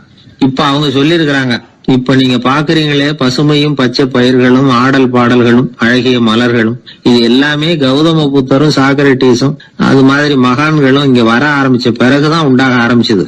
இந்த பிரதேசத்தை அவங்க அப்படியே மாத்திட்டாங்க. இப்போலாம் இங்க இருக்கிறவங்க யாரும் சொர்க்கத்துக்கு போறதுக்கே ஆசைப்படுறது இல்ல அப்படின்னாங்களாம். இந்த அதிர்ச்சியிலேயே அந்த பெரியவர் கனவு கலைஞ்சி மூச்சுக்கிட்டார். இதுல இருக்கிற கருத்து என்னன்னா, நல்லவர்கள் எங்க இருக்கிறாங்களோ அந்த இடத்துக்கு பேரு தான் சொர்க்கம். சொர்க்கம் நரகம்ங்கிறதெல்லாம் ஆன்மீக பண்புகள், அவ்வளவுதான். கீழே விழுந்தாதானே எழுந்திருச்சு நிக்க முடியும். அதனால எழுந்திருக்கணும்னு நினைக்கிறவங்க முதல்ல கீழே விழணும். இவர் முதல்ல கீழே விழணும், அதுக்கப்புறம் தான் எழுந்திருக்கிறது எப்படின்னு சிந்திக்க முடியும். இந்த உலகத்துல எல்லாருமே கீழே விழுந்து எழுந்தவர்கள் தான். இப்போ இந்த குழந்தை பருவத்துல கீழே விழாம நடைபயில கற்றுக்கிட்டவங்க யாராவது உண்டா? சின்ன வயசுல ஒரு தடவை கூட கீழே விழல சார், அப்படியே பிறந்தார் வளர்ந்தார் பெரியவர் ஆயிட்டார் அப்படின்னு யாரையும் சொல்ல முடியாது. அதனால மனுஷங்கிறவன் விழுந்து புரண்டு எழுந்துதான் நடக்க கத்துக்கிறான். ஒரு உண்மையை நாம எல்லாரும் புரிஞ்சுக்கணும். இந்த உலகத்துல தவறு செய்யாத மனிதர்களே யாரும் கிடையாது. அப்படி இருக்கிறப்போ எப்போதாவது நாம தவறு பண்ணிவிட்டோம்னா அதுக்காக மனசு உடைஞ்சு போயிடக்கூடாது, வாழ்க்கையில வெறுப்பு வந்துடக்கூடாது. ஒரு தவறு நடந்துட்டுதா அதுக்காக மனசு உடைஞ்சு போடாதீங்க, அதை ஒரு பாடமா எடுத்துக்கங்க. அதே தவறு மறுபடியும் நடக்காம வேணும்னா பாத்துக்கலாம், அது போதும். தடைக்கல்ல படிக்கல்லாம் மாத்திக்கணும், இதுதான் இதுல முக்கியம். ஒரு அலுவலகம், அங்க ஒரு அதிகாரி, அவர் உயர்ந்த பதவியில் இருந்தார், சிறந்த நிர்வாகின்னு பேர் வாங்கினவர். அவர் தனக்கு கீழே வேலை செய்யறவங்க கிட்ட எல்லாம் சொல்லுவாராம், இந்த நிறுவனத்துல நீங்க எத்தனை தடவை வேணும்னாலும் தவறுகள் செய்யலாம், ஆனா ஒரே விஷயம் என்னன்னா ஒரே தவறை மறுபடியும் செய்யக்கூடாது, அது முக்கியம் அப்படின்பாராம். இத மேம்போக்கா பார்த்தா அவர் ஏதோ தன்னுடைய ஊழியர்களை தவறு செய்ய தூண்டுறது மாதிரி தெரியும். ஆனா உண்மை அப்படி இல்லை. இன்னைக்கு என்ன நடக்குது தெரியுமா? அநேகமா எல்லா மனிதர்களுமே ஒரே தவறை தான் மறுபடியும் மறுபடியும் செய்யறாங்க. விளையாட்டு வீரர்கள் ஒரே மாதிரியான தவறுகளை திரும்ப திரும்ப செய்யறது உண்டு. கணக்கு எழுதுறவங்கள பாருங்க, ஒரே தப்ப மறுபடியும் மறுபடியும் செய்வாங்க. அலுவலகம் வருகிறவர்களை கவனிங்க, ஒரு நாள் தாமதமா வந்தா பரவாயில்ல, தினமும் தாமதமா வருவாங்க. இது மாதிரி செய்த தவறையே திரும்ப திரும்ப செய்யறதுக்கு என்ன காரணம் அப்படின்னா, சோம்பல், ஞாபக மறதி, கவனக்குறைவு, தன்னுடைய திறமை பேர்ல அளவுக்கு மீறிய நம்பிக்கை, இப்படி இதுல ஏதாவது ஒரு காரணமா இருக்கலாம் அப்படிங்கிறாங்க இது பற்றி ஆய்வு செய்கிற வல்லுநர்கள். ஒரு தடவை செஞ்ச தவிர மறுபடியும் செய்யறது இல்லைன்னு முடிவு செஞ்சுக்கிட்டு அதை செயல்படுத்த கத்துக்கணும், அது போதும், வாழ்க்கை வெற்றிகரமா அமையும் அப்படிங்கிறாங்க அந்த அனுபவசாலிகள். அதனால வெற்றிகரமா வாழ்க்கையில நடைபோட விரும்பும் இளைஞர்கள் தவிர்க்க வேண்டியது என்னன்னா, முதல்ல சோம்பலை தவிருங்கள், சுறுசுறுப்பாக இயங்குங்கள் அப்படிங்கறது அவங்க அறிவுரை. ரெண்டாவது ஞாபக மறதி, எந்த செயல்லையும் ஈடுபாடு வேணும், அக்கறை வேணும். மூணாவது கவனக்குறைவு, எதையும் அலட்சியப்படுத்தக்கூடாது. நாலாவது என்னால முடியாதது எதுவுமே கிடையாது அப்படிங்கிற அளவுக்கு மீறிய நம்பிக்கை, அது ஆபத்துல கொண்டு போய் விட்டுரும். அதனால முதல் தவறு உங்களுக்கு ஒரு பாடமா அமையணும். ஒரு மனிதர், அவர் தன்னுடைய 2 காதுலையும் கட்டு போட்டுக்கிட்டு வந்தார். அவருடைய நண்பர் அதை கவனிச்சுட்டார். என்ன சார் ஆச்சு, 2 காதுலையும் கட்டு போட்டிருக்கீங்களே அப்படின்னு விசாரிச்சார். ஒண்ணுமில்ல சார், வீட்டில் ரொம்ப ஆர்வமா டிவியில கிரிக்கெட் மேட்ச் பார்த்துக்கிட்டு இருந்தேன். அப்போ என்னுடைய மனைவி துணிகளுக்கு அயன் பண்ணிக்கிட்டு இருந்தாங்க. அயன் பாக்ஸை அப்படியே வச்சுட்டு அடுப்பங்கரைக்கு போயிட்டாங்க. அந்த சமயம் பார்த்து டெலிஃபோன் பண்ணி அடிச்சுது. அவசரமா ஓடி போய் அதை எடுத்து காதில் வச்சேன். அப்பதான் தெரியும் அது அயன் பாக்ஸுங்கிற விஷயம். சூடா இருந்ததா, சுட்டு விட்டுது அப்படின்னாரு. ஒரு காது சரி சார், 2 காதும் ஏன் அப்படி ஆச்சு அப்படின்னு கேட்டார். அதே ஆளு மறுபடியும் போன் பண்ணா சார் அப்படின்னாரு இவர். எவ்வளவு தூரம் யோசிச்சிருப்பாரு பாருங்க. அதனால ஒரு தவறு மறுபடியும் நடக்கக்கூடாது, முதல் தவறு உங்களுக்கு ஒரு பாடமாக அமையட்டும் அப்படிங்கிறது தான் இதுல இருந்து நாம தெரிந்து கொள்ள வேண்டிய கருத்து. அதனால தவறுகள் அதெல்லாம் தடைக்கெல்லாம் நினைக்க வேண்டாம், படிக்கெல்லாம் நினைப்போம். அப்படி நினைச்சோம்னா வாழ்க்கையில வெற்றி நிச்சயம். கொஞ்சம் தூரத்துல நாம நிக்கிறோம், எட்டத்துல இருந்துகிட்டு அவரை கவனிக்கிறோம். அவர் போன்ல பேசுறத, அவர் பேசுகிற வார்த்தைகள் என்ன அப்படிங்கறது நம்ம காதுல விழல. ஆனாலும் அவர் பேசிக்கிட்டு இருக்கிறது நல்ல செய்தியா கெட்ட செய்தியா அப்படிங்கறத நம்மால யூகிக்க முடியும். மகிழ்ச்சியான செய்தியை பேசும்போது முகம் மலருது, புன்னகை பூக்குது. இதுல ஒண்ணு நீங்க கவனிக்கணும், தொலைபேசியில நாம பேசுறப்போ நம்மோட பேசுறவர் எதிரில் இல்லை. அவர் தொலைபேசி வழியா நம்ம குரலை மட்டும்தான் கேட்க போறார், நம்ம முகத்தை அவர் பார்க்க போறது இல்லை. அப்படி இருந்தோம், அப்ப நம்ம முகம் ஏன் மலரணும் அப்படின்னா, இதுதான் உடல் மொழி, பாடி லாங்குவேஜ் அப்படின்னு சொல்றாங்க. நம்ம அறியாமலேயே நம்ம உடம்பு செய்திகளை தெரிவிக்குது பாருங்க, அதுதான் உடல் மொழி. ஒரு மனிதர் தொலைபேசியில பேசிக்கிட்டு இருக்கிறத நீங்க தூரத்துல இருந்து கவனிச்சுக்கிட்டே, அவர் நண்பரோட பேசுறாரா, மனைவியோட பேசுறாரா, குழந்தையோட பேசுறாரா, இல்ல மேல் அதிகாரி கிட்ட பேசுறாரா, அல்லது அவருக்கு கீழே பணிபுரிகிறவர்கள் கிட்ட பேசுறாரா அப்படிங்கறத கண்டுபிடிக்கலாம். அதுக்கு காரணம் அவருடைய உடல் மொழி. இந்த உடல் மொழி கூட நம்ம வாழ்க்கையின் முன்னேற்றத்துக்கு பயன்படும். இத பத்தி எல்லாம் கூட சில நிபுணர்கள் ஆராய்ச்சி பண்ணி பார்த்திருக்கிறாங்க. அவங்க சில விவரங்களை சொல்றாங்க. குறிப்பா ஒருத்தர் தன்னுடைய நாற்காலியில கிட்டத்தட்ட படுத்துக்காத குறையா உட்கார்ந்துருக்கிறாருன்னு வச்சுங்க, எதிர இருக்கிறவர் பேசுறது அவருக்கு பிடிக்கலன்னு அர்த்தமா. தலையை சொரிஞ்சுக்கிறது, வேற வேற திசைகள்ல பாக்குறது, கொட்டாவி விடுறது, கால்களை மாத்தி போட்டு உட்கார்றது, களைப்பா கை விரல்களை அப்படியே பின்னிக்கிறது, அடிக்கடி கடிகாரத்தை பார்க்கறது, இப்படிலாம் ஒருத்தர் பண்ணிக்கிட்டு இருக்கிறாருன்னா நாம் கூடிய சீக்கிரம் அந்த இடத்த விட்டு எழுந்திரிச்சு வந்துடுறது நல்லது. ஏன்னா இதெல்லாம் அவருடைய சலிப்பு, சோர்வு, ஆர்வமின்மை இதுக்கு அடையாளங்கள். நம்முடைய பேச்சு அவரை சலிப்படைய வச்சுட்டதுன்னு அர்த்தம். அவர் ரொம்பவும் சோர்ந்து போயிட்டாருன்னு பொருள். நம்முடைய பேச்சில் அவருக்கு ஆர்வம் இல்லைன்னு அர்த்தம். அதே நேரத்தில் நாற்காலியின் நுனியில் அமர்ந்து உடலை முன்னுக்கு நகர்த்தி எதிர இருக்கிறவரின் கண்களை பார்த்துக்கிட்டே பேசினாலும் சரி அல்லது பேச்சை கேட்டாலும் சரி, உங்கள் பேரில் மற்றவங்களுக்கு உள்ள பிடிப்பு அதிகரிக்கும். நாம் எப்படிப்பட்டவருங்கிறத நம்ம உடம்பும் நடை உடை பாவனையும் அடுத்தவங்களுக்கு காட்டி கொடுத்துரும். உங்கள் உடம்பு, உங்கள் பார்வை, நடை, உட்கார்ற விதம் இதை வச்சுக்கிட்டே நீங்கள் பொறுப்புள்ளவரா, முரடரா, அலட்சியமானவரா, மரியாதை தெரிஞ்சவரா, அடக்கமானவரா, நம்பிக்கைக்கு உரியவரா, நாணயம் இல்லாதவரா, பயந்தவரா, திறமசாலியா, அப்பாவியா அப்படிங்கிறதையெல்லாம் கண்டுபிடிச்சிடலாம். அதனால் இந்த உடல் மொழியை புரிஞ்சுக்கிட்டு நம்மளை கொஞ்சம் சரிப்படுத்திக்கிட்டோம்னா வாழ்க்கையில் சுலபமாக பல காரியங்களை சாதிக்க முடியும். ஒரு மனநல மருத்துவமனை, அங்கே ஒருத்தர் ஒரு நாற்காலியில் உட்காந்துக்கிட்டு கார் ஓட்டுறது மாதிரி அப்படி பாவனை பண்ணிகிட்டு இருந்தார்.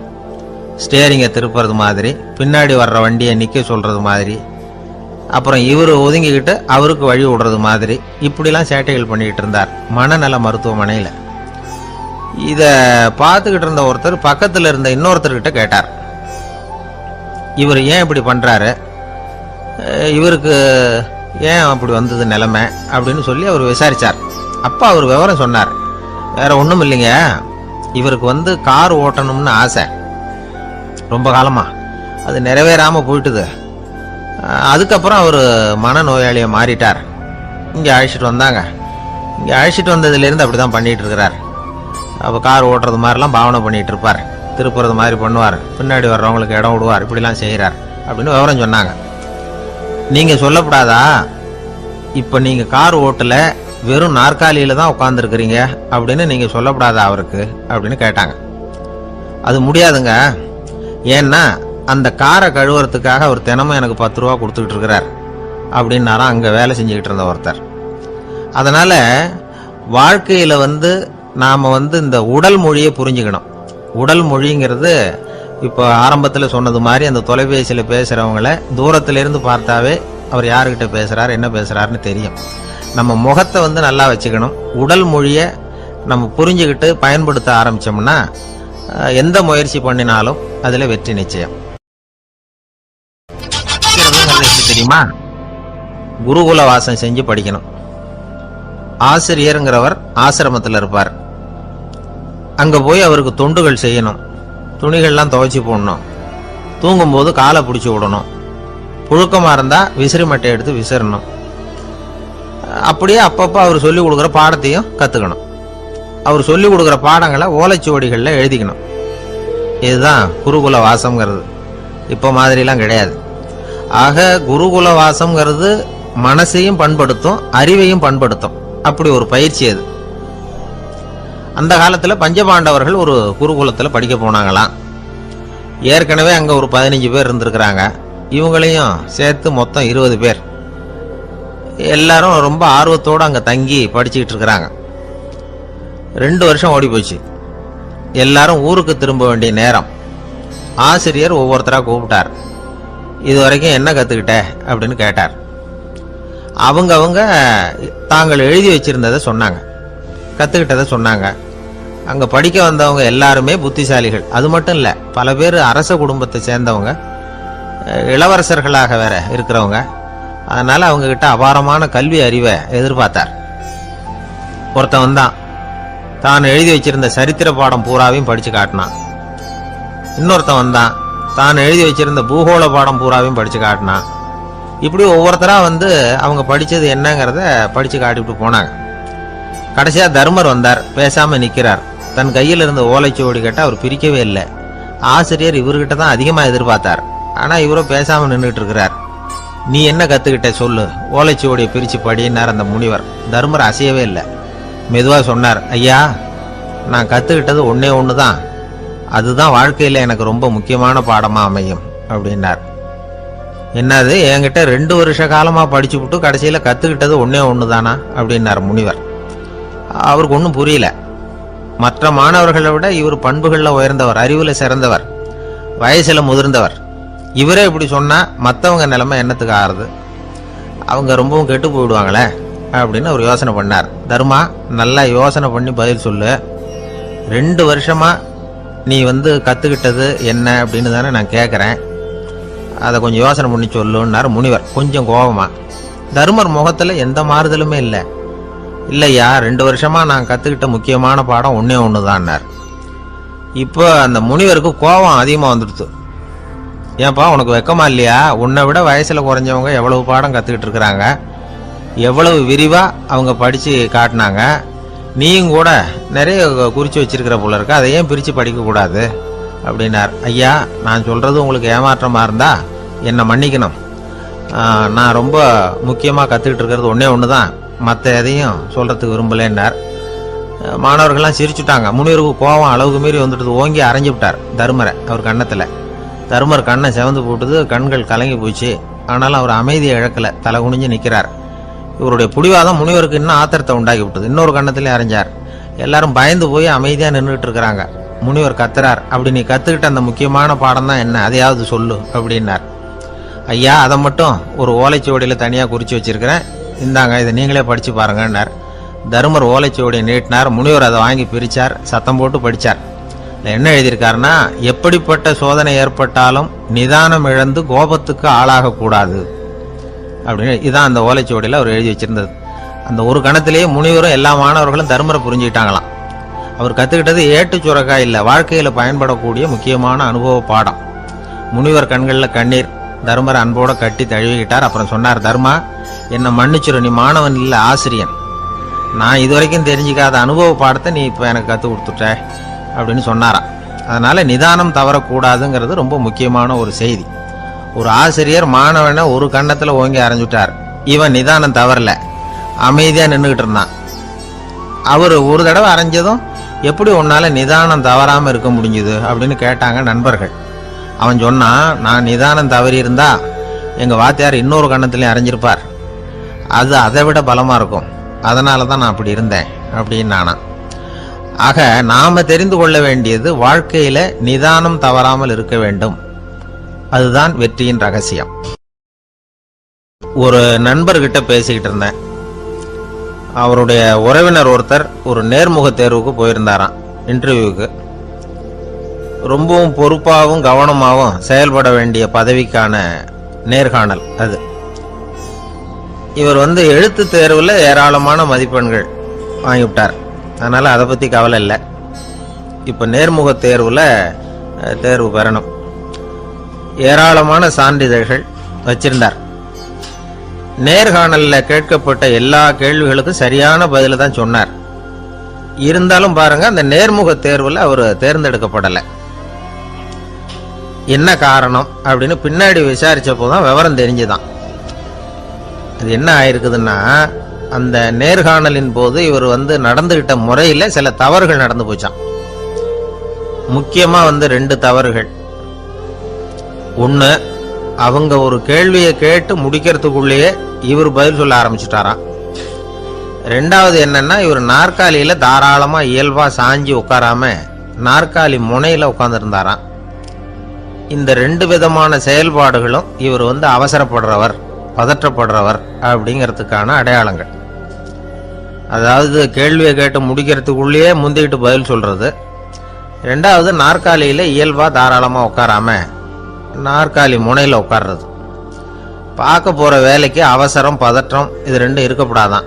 அதனால மார்க் இருந்தும் சர்டிபிகேட் இருந்தும் அந்த வேலை வாய்ப்பு அவருக்கு கிடைக்கல. வேலை கொடுக்கறவங்க நம்ம கிட்ட இருந்து என்னதான் எதிர்பார்க்கறாங்க, இதை தெரிஞ்சு வச்சுக்கிறது நல்லது.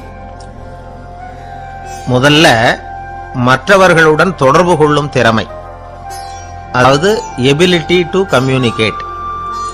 நீங்க நினைக்கிறத அழகா தொகுத்து வகைப்படுத்தி சொல்ல தெரியுதான்னு பார்ப்பாங்க. உங்க திட்டங்களை அடுத்தவங்க ஏற்றுக்கொள்ளக்கூடிய விதத்துல வெளிப்படுத்துறதுக்கு உங்களால முடியுதான்னு பார்ப்பாங்க. இதுக்கு என்ன செய்யறது? குழப்பம் இல்லாம சிந்திக்கணும், குழப்பம் இல்லாம பேசணும். 2வது விஷயம் என்னன்னா புத்திசாலித்தனம், அதாவது இன்டெலிஜென்ஸ். ஏத்துக்க போற வேலையை நல்ல விதமா செய்ய முடியுமா உங்களால? அதை எந்தெந்த வழியில செய்யலாம், அப்படிங்கிறத உங்களால் தீர்மானிக்க முடியுமா? அந்த வேலைக்கான புது புது யோசனைகளை உங்களால் சொல்ல முடியுமா அப்படின்னு பார்ப்பாங்க. இது இன்டெலிஜென்ஸ். மூணாவது தன்னம்பிக்கை, அதாவது செல்ஃப் கான்ஃபிடன்ஸ். உங்களுக்கு அது உண்டா அப்படிங்கிறத கவனிப்பாங்க. எந்த சூழ்நிலையையும் சமாளிக்கணும், எப்படிப்பட்ட மனிதர்களையும் சமாளிக்கிற தைரியம் வேணும், அடுத்தவங்களை நமக்கு சாதகமாக திருப்பக்கூடிய தன்னம்பிக்கை வேணும்.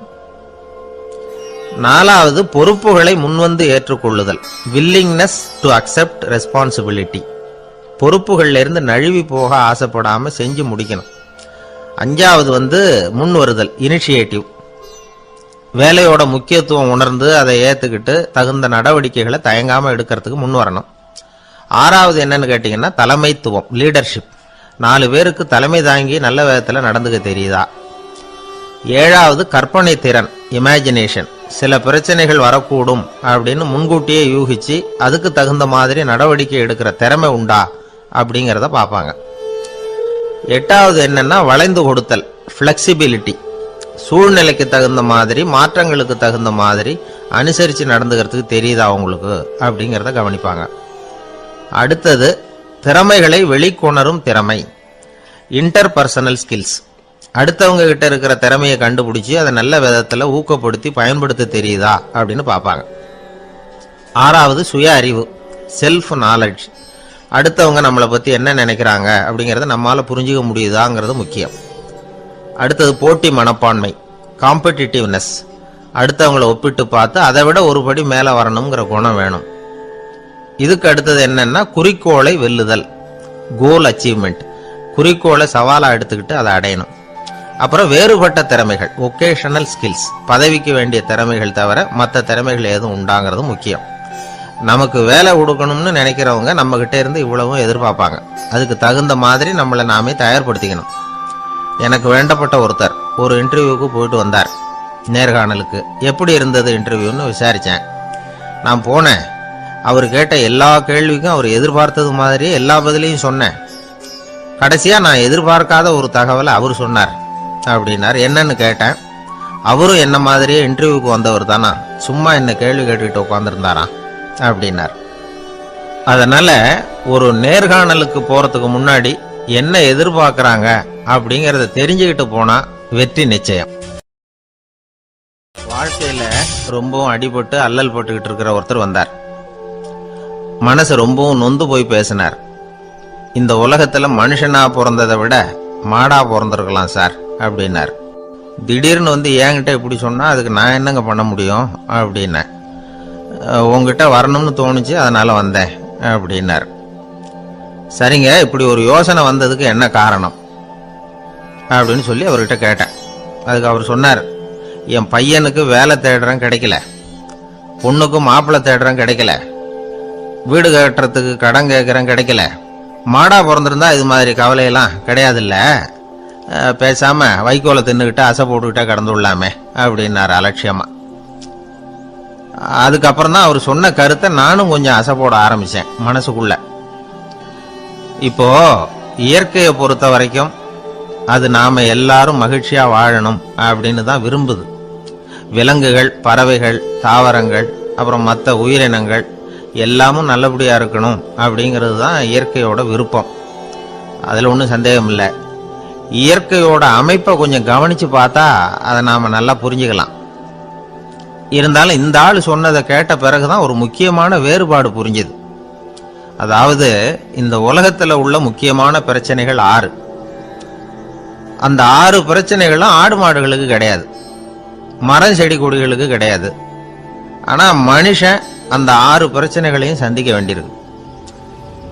சரி, அந்த 6 பிரச்சனைகள் என்னென்ன தெரியுமா? முதல்ல இந்த ஆடு மாடுலாம் நமக்குன்னு சொந்தமா ஒரு வீடு இல்லையே அப்படின்னு கவலைப்பட்டுக்கிட்டு இருக்கிறது இல்லை.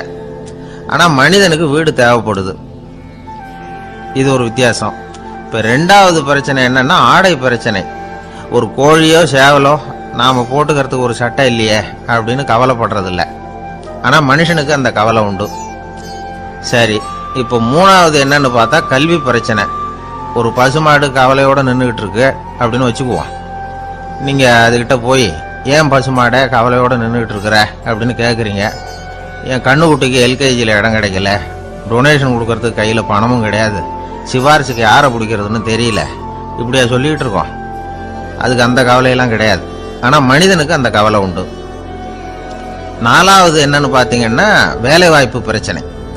வேலை கிடைக்கலையே அப்படின்னு வேப்ப மரம் கவலைப்படுறதில்ல, ஆனால் மனுஷன் கவலைப்படுறான்.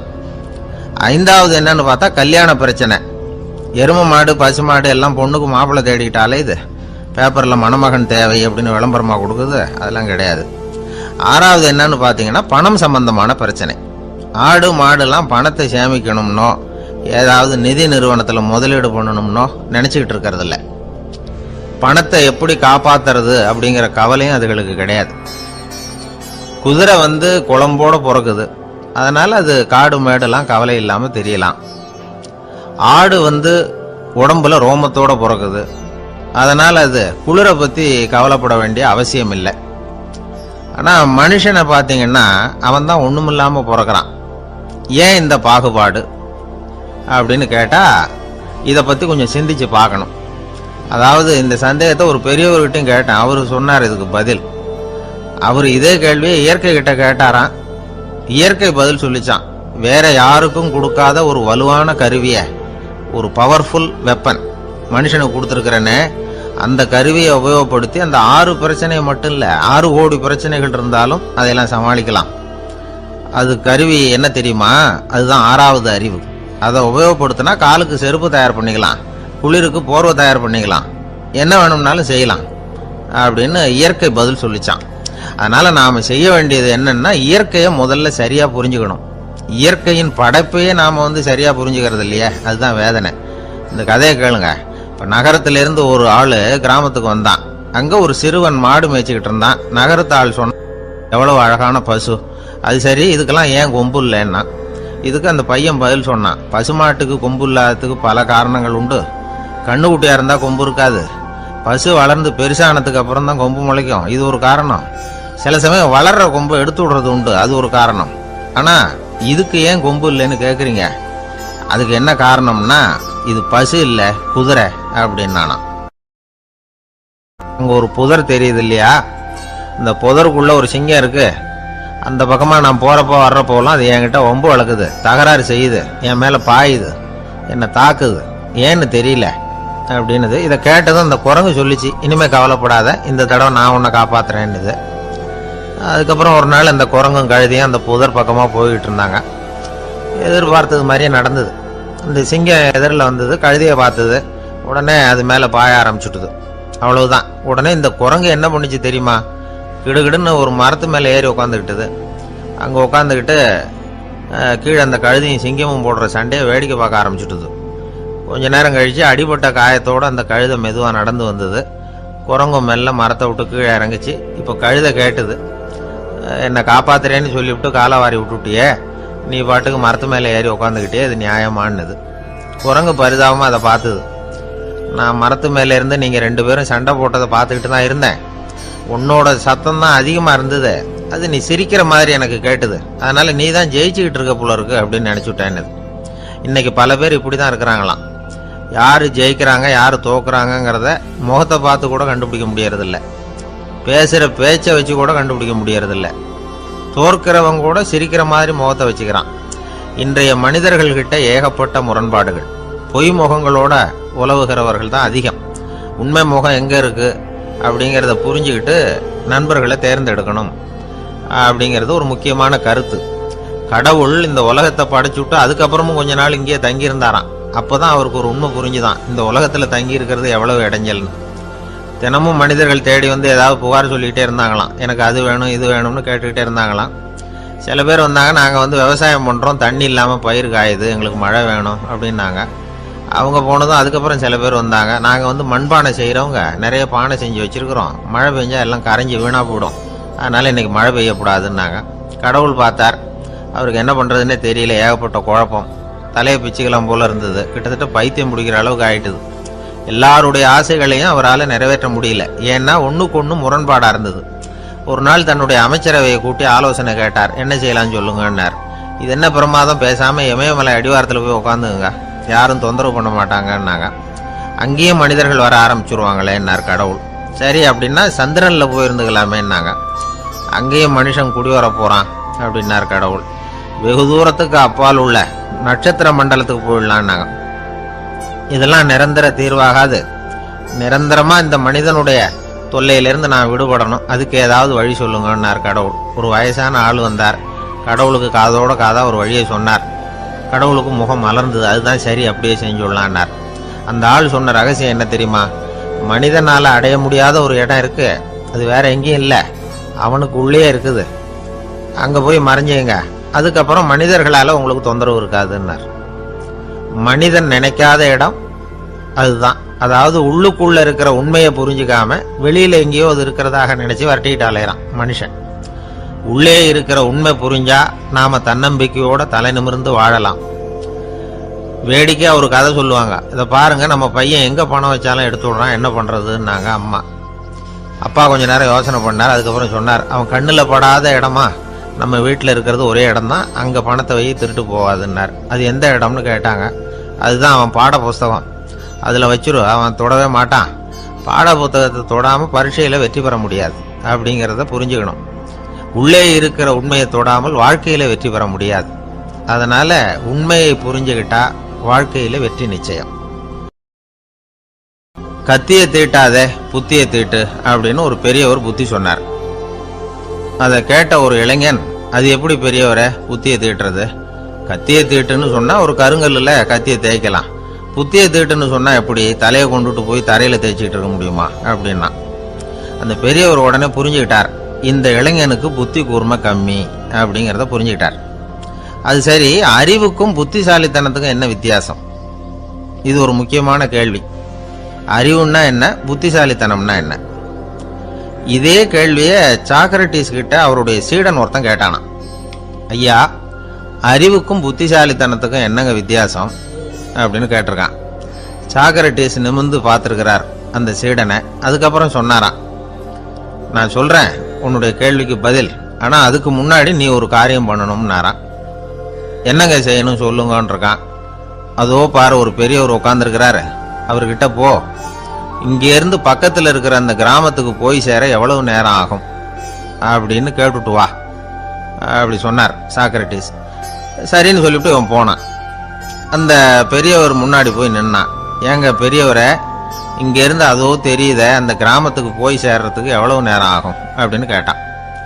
பெரியவர் நிமிர்ந்து பார்த்தார், ஆனால் பதில் எதுவும் சொல்லலை. இவன் மறுபடியும் ஒரு தடவை அதே கேள்வி அவர்கிட்ட கேட்டான். என்னங்க, நான் கேட்குறது உங்கள் காதில் விழுதா? அந்த கிராமத்துக்கு போய் சேர்றதுக்கு எவ்வளோ நேரம் ஆகும் அப்படின்னு சொல்லி மறுபடியும் கேட்டான். அப்பவும் அவர் பதில் சொல்லலை. உடனே அவன் மனசுக்குள்ளே முடிவு பண்ணிக்கிட்டான், சரி பெரியவர் ஒரு மாதிரியாக தெரிகிறார், புத்தி சுவாதீனம் சரியில்லாத ஒரு மாதிரி தெரியுது அப்படின்னு நினச்சிக்கிட்டே வந்த வழியிலே திரும்பி வந்துட்டான். கொஞ்சம் தூரம் நடந்திருப்பான். இப்போ அந்த பெரியவர் மறுபடியும் கூப்பிட்டார், இளைஞனே இப்படி வாழ்னார். இவனுக்கு ஒன்றும் புரியல. மறுபடியும் திரும்பி நடந்தான். அவர் முன்னாடி போய் நின்னான். பெரியவர் சொன்னார், தம்பி, இங்கேருந்து அந்த கிராமத்துக்கு போய் சேர்றதுக்கு 5 நிமிஷம் ஆகும் அப்படின்னார். இப்போ அந்த இளைஞன் அந்த முதியவரை ஒரு மாதிரியா பார்க்க ஆரம்பிச்சான். அதுக்கப்புறம் கொஞ்சம் யோசிச்சான். பிறகு அவர்கிட்டே கேட்டுட்டான், ஏங்க பெரியவரை, இதே பதில அப்பவே என்கிட்ட சொல்லியிருக்கலாமே, என்னை திரும்பி போன்னு சொல்லிவிட்டு பாதி தூரம் போனதுக்கு அப்புறம் மறுபடியும் கூப்பிட்டு அதுக்கப்புறம் இப்படி சொல்றீங்களே, இது நியாயமா அப்படின்னா. பெரியவர் சிரிச்சார். அதுக்கப்புறம் சொன்னார், ஏன்பா, நீ எவ்வளவு வேகமா நடக்கிறேங்கிறத பார்க்காம நீ கிராமத்துக்கு போய் சேர வேண்டிய நேரத்தை எப்படி என்னால் சொல்ல முடியும்? அதனால தான் உன்னை கொஞ்சம் தூரம் நடக்க விட்டு உன்னுடைய நடையின் வேகம், அந்த கிராமம் இருக்கிற தூரம் ரெண்டையும் கணக்கு போட்டு அதுக்கப்புறம் நேரத்தை சொன்னேன்னார். சீடன் வந்து தலை குனிந்தான். அப்படியே திரும்பி வந்து சாக்ரட்டிஸ் முன்னாடி நின்னான். சாக்ரட்டிஸ் இப்போ சொல்றார், தம்பி, அதுக்கு பேர் தான் புத்திசாலித்தனம். இந்த அறிவு கூர்மை வந்து எல்லா இளைஞர்களுக்கும் வரணும் அப்படிங்கிறதுக்காகத்தான் கத்தியை தீட்டாத புத்தியை தீட்டு அப்படின்னு பெரியவங்கள்லாம் சொல்லிட்டு இருக்கிறாங்க. புத்தியை தீட்டுறவங்கெல்லாம் வாழ்க்கையில் அறிவாளியாராங்க, தீட்டாதவங்க கோமாளியாராங்க. இதுதான் இன்னைக்கு நடக்கிறது. அதனால அறிவு கூர்மைங்கிறது வேற. இந்த காலத்து ஆசாமி ஒருத்தர் இன்னொருத்தரை பார்த்து கேட்டார், ஏங்க, ஒரு விமானம் இங்கேருந்து புறப்பட்டு 2 மணி நேரத்தில் மதுரைக்கு போய் சேருது. நல்லா கவனிங்க, ஒரு விமானம் இங்கேருந்து புறப்பட்டு 2 மணி நேரத்தில் மதுரைக்கு போய் சேருது. அப்படின்னா என்னோட வயசு என்னன்னு கேட்டார். இவர் கேட்கறதுல ஏதாவது அர்த்தம் இருக்கா? அதாவது இங்கேருந்து போகிறப்பட்டு 2 மணி நேரம் ஆகுது மதுரைக்கு போகிறதுக்கு, அப்படின்னா என் வயசு என்னன்னு கேட்குறாரு. இதை கேட்ட உடனே அவர் பதில் சொன்னார், அப்படின்னா உங்களோட வயசு 20 அப்படின்னார். எப்படிங்க அவ்வளவு கரெக்டாக சொன்னீங்க அப்படின்னு கேட்டார். வேற ஒன்றும் இல்லை, எங்கள் பக்கத்து வீட்டில் ஒரு முழு பைத்தியம் இருக்கு, அதோட வயசு 40, அப்படின்னா உன் வயசு 20 தான் இருக்கணும் அப்படின்னார். அரை பைத்தியம்னு முடிவு பண்ணிக்கிட்டார். அதனால வாழ்க்கையில் அறிவு கூர்மைங்கிறது ரொம்ப அவசியம். அந்த புத்திசாலித்தனம் இருக்கிறவங்க வாழ்க்கையில வெற்றி பெறுவது நிச்சயம். சாலை ஓரமா அழுதுகிட்டு உட்காந்துருந்தான். பிச்சை எடுத்து சாப்பிடுற ஒருத்தன் அந்த பக்கமா வந்தான். இவனை பார்த்தான். ஏன் அழுதுகிட்டு உட்காந்துருக்கிற, என்னாச்சு உனக்கு அப்படின்னு கேட்டான். அதுக்கு இவன் சொன்னா, என்கிட்ட ஒண்ணுமே இல்லை, நான் இந்த உலகத்துல இருந்து என்ன பிரயோஜனம், அதனால தான் அழுதுகிட்டு இருக்கிறேன் அப்படின்னா. உன்கிட்ட மறைஞ்சிருக்கிற புதையல் என் கண்ணுக்கு நல்லா தெரியுது, அது உனக்கு புரியல, அதனால தான் அழுதுகிட்டு இருக்கிற அப்படின்னா. என்னது புதையல் இருக்குதா, உன் கண்ணுக்கு தெரியுதா அப்படின்னு கேட்டான். ஆமாம் எனக்கு தெரியுது, அந்த புதையலை நீ விற்கிறதுக்கு தயாராக இருக்கிறியா அப்படின்னு கேட்டான் இவன்.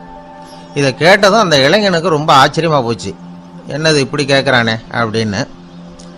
என்கிட்ட ஒரு காசு கூட இல்லையே, அப்படி இருக்கிறப்போ புதையல் எங்கேருந்து வந்தது அப்படின்னா. இந்த நேரத்தில் அந்த பிச்சைக்காரன் சிரிச்சான். இப்படி தான் இந்த உலகத்தில் எல்லாரும் சொல்லிகிட்டு இருக்கிறாங்க, என்கிட்ட ஒன்றுமே இல்லை ஒன்றுமே இல்லைன்னு சொல்லி. ஆனால் அவங்கக்கிட்ட தான் புதையல் இருக்கு, நீ வேணும்னா என் கூட வா, நம்ம நாட்டு அரசர்கிட்ட போவோம், உங்ககிட்ட இருக்கிற புதையலை அவர் நல்ல விலைக்கு எடுத்துக்குவார் அப்படின்னா. அது எப்படி உனக்கு தெரியும்னா, இதுக்கு முன்னாடியும் இது மாதிரி பல பேரை நான் ராஜா கிட்ட அழைச்சிட்டு போயிருக்கிறேன், அதனால தான் உன்னை பார்த்தேன், உன்னையும் கூப்பிடுறேன், நீ சரின்னு சொன்னா உன்னை அழைச்சிட்டு போறேன், உங்ககிட்ட இருக்கிற புதையலை அவர் நல்ல விலை கொடுத்து எடுத்துக்குவார் அப்படின்னு சொன்னான். இவன் இப்படி சொல்றதும் அந்த இளைஞனுக்கு ஒண்ணுமே புரியல. இது என்னது இந்த ஆள் இப்படி சொல்லிட்டு இருக்கிறான், நம்மகிட்ட என்ன இருக்குது, அதுவும் இல்லாம இவனே பிச்சை எடுத்து சாப்பிட்டுக்கிட்டு இருக்கிறான், இவன் போய் நம்மளை ராஜா கிட்ட அழைச்சிட்டு போறதா போறேங்கிறானே என்ன அப்படின்னு சொல்லி அவன் யோசனை பண்ணான். என்ன யோசிக்கிற, உனக்கு பணம் வேணும்னா என்னோட வா அப்படின்னா. இளைஞன் ஒரு முடிவுக்கு வந்தான். சரி, இங்கேயே உட்காந்துக்கிட்டு இருக்கிறத விட அங்கேயாவது போய் பார்ப்போமே, இங்கே அழுதுட்டு உட்காந்துருக்கிறதுல என்ன பிரயோஜனம், ஏதோ கூப்பிடுறான் போய் பார்த்துட்டு வருவோமே அப்படின்னு சொல்லி அவன் கூட புறப்பட்டான். பிச்சைக்காரன் முன்னாடி போயிட்டே இருக்கிறான், இந்த இளைஞன் பின்னாடி நடந்து போயிட்டு இருக்கான். 2 பேரும் அரண்மனையை நோக்கி போறாங்க. பாதி வழி போயிருப்பாங்க. வழியில் அந்த பிச்சைக்காரன் சொன்னான், இதை பாரு, முன்னாடியே சில விஷயங்களை நாம பேசிக்க வேண்டியிருக்கு, சரியா தெளிவா முடிவு எடுத்துக்கிட்டு அதுக்கப்புறம் ராஜா கிட்ட போகணும். ஏன்னா அங்க போய் அது முடியாது இது முடியாதுன்னு நாம நமக்குள்ள சண்டை போட்டுக்கிட்டு இருக்க முடியாது. ராஜாவுக்கு விலையை பத்தி கவலையே இல்லை, எவ்வளவு சொன்னாலும் நமக்கு பணம் கிடைச்சிரும்.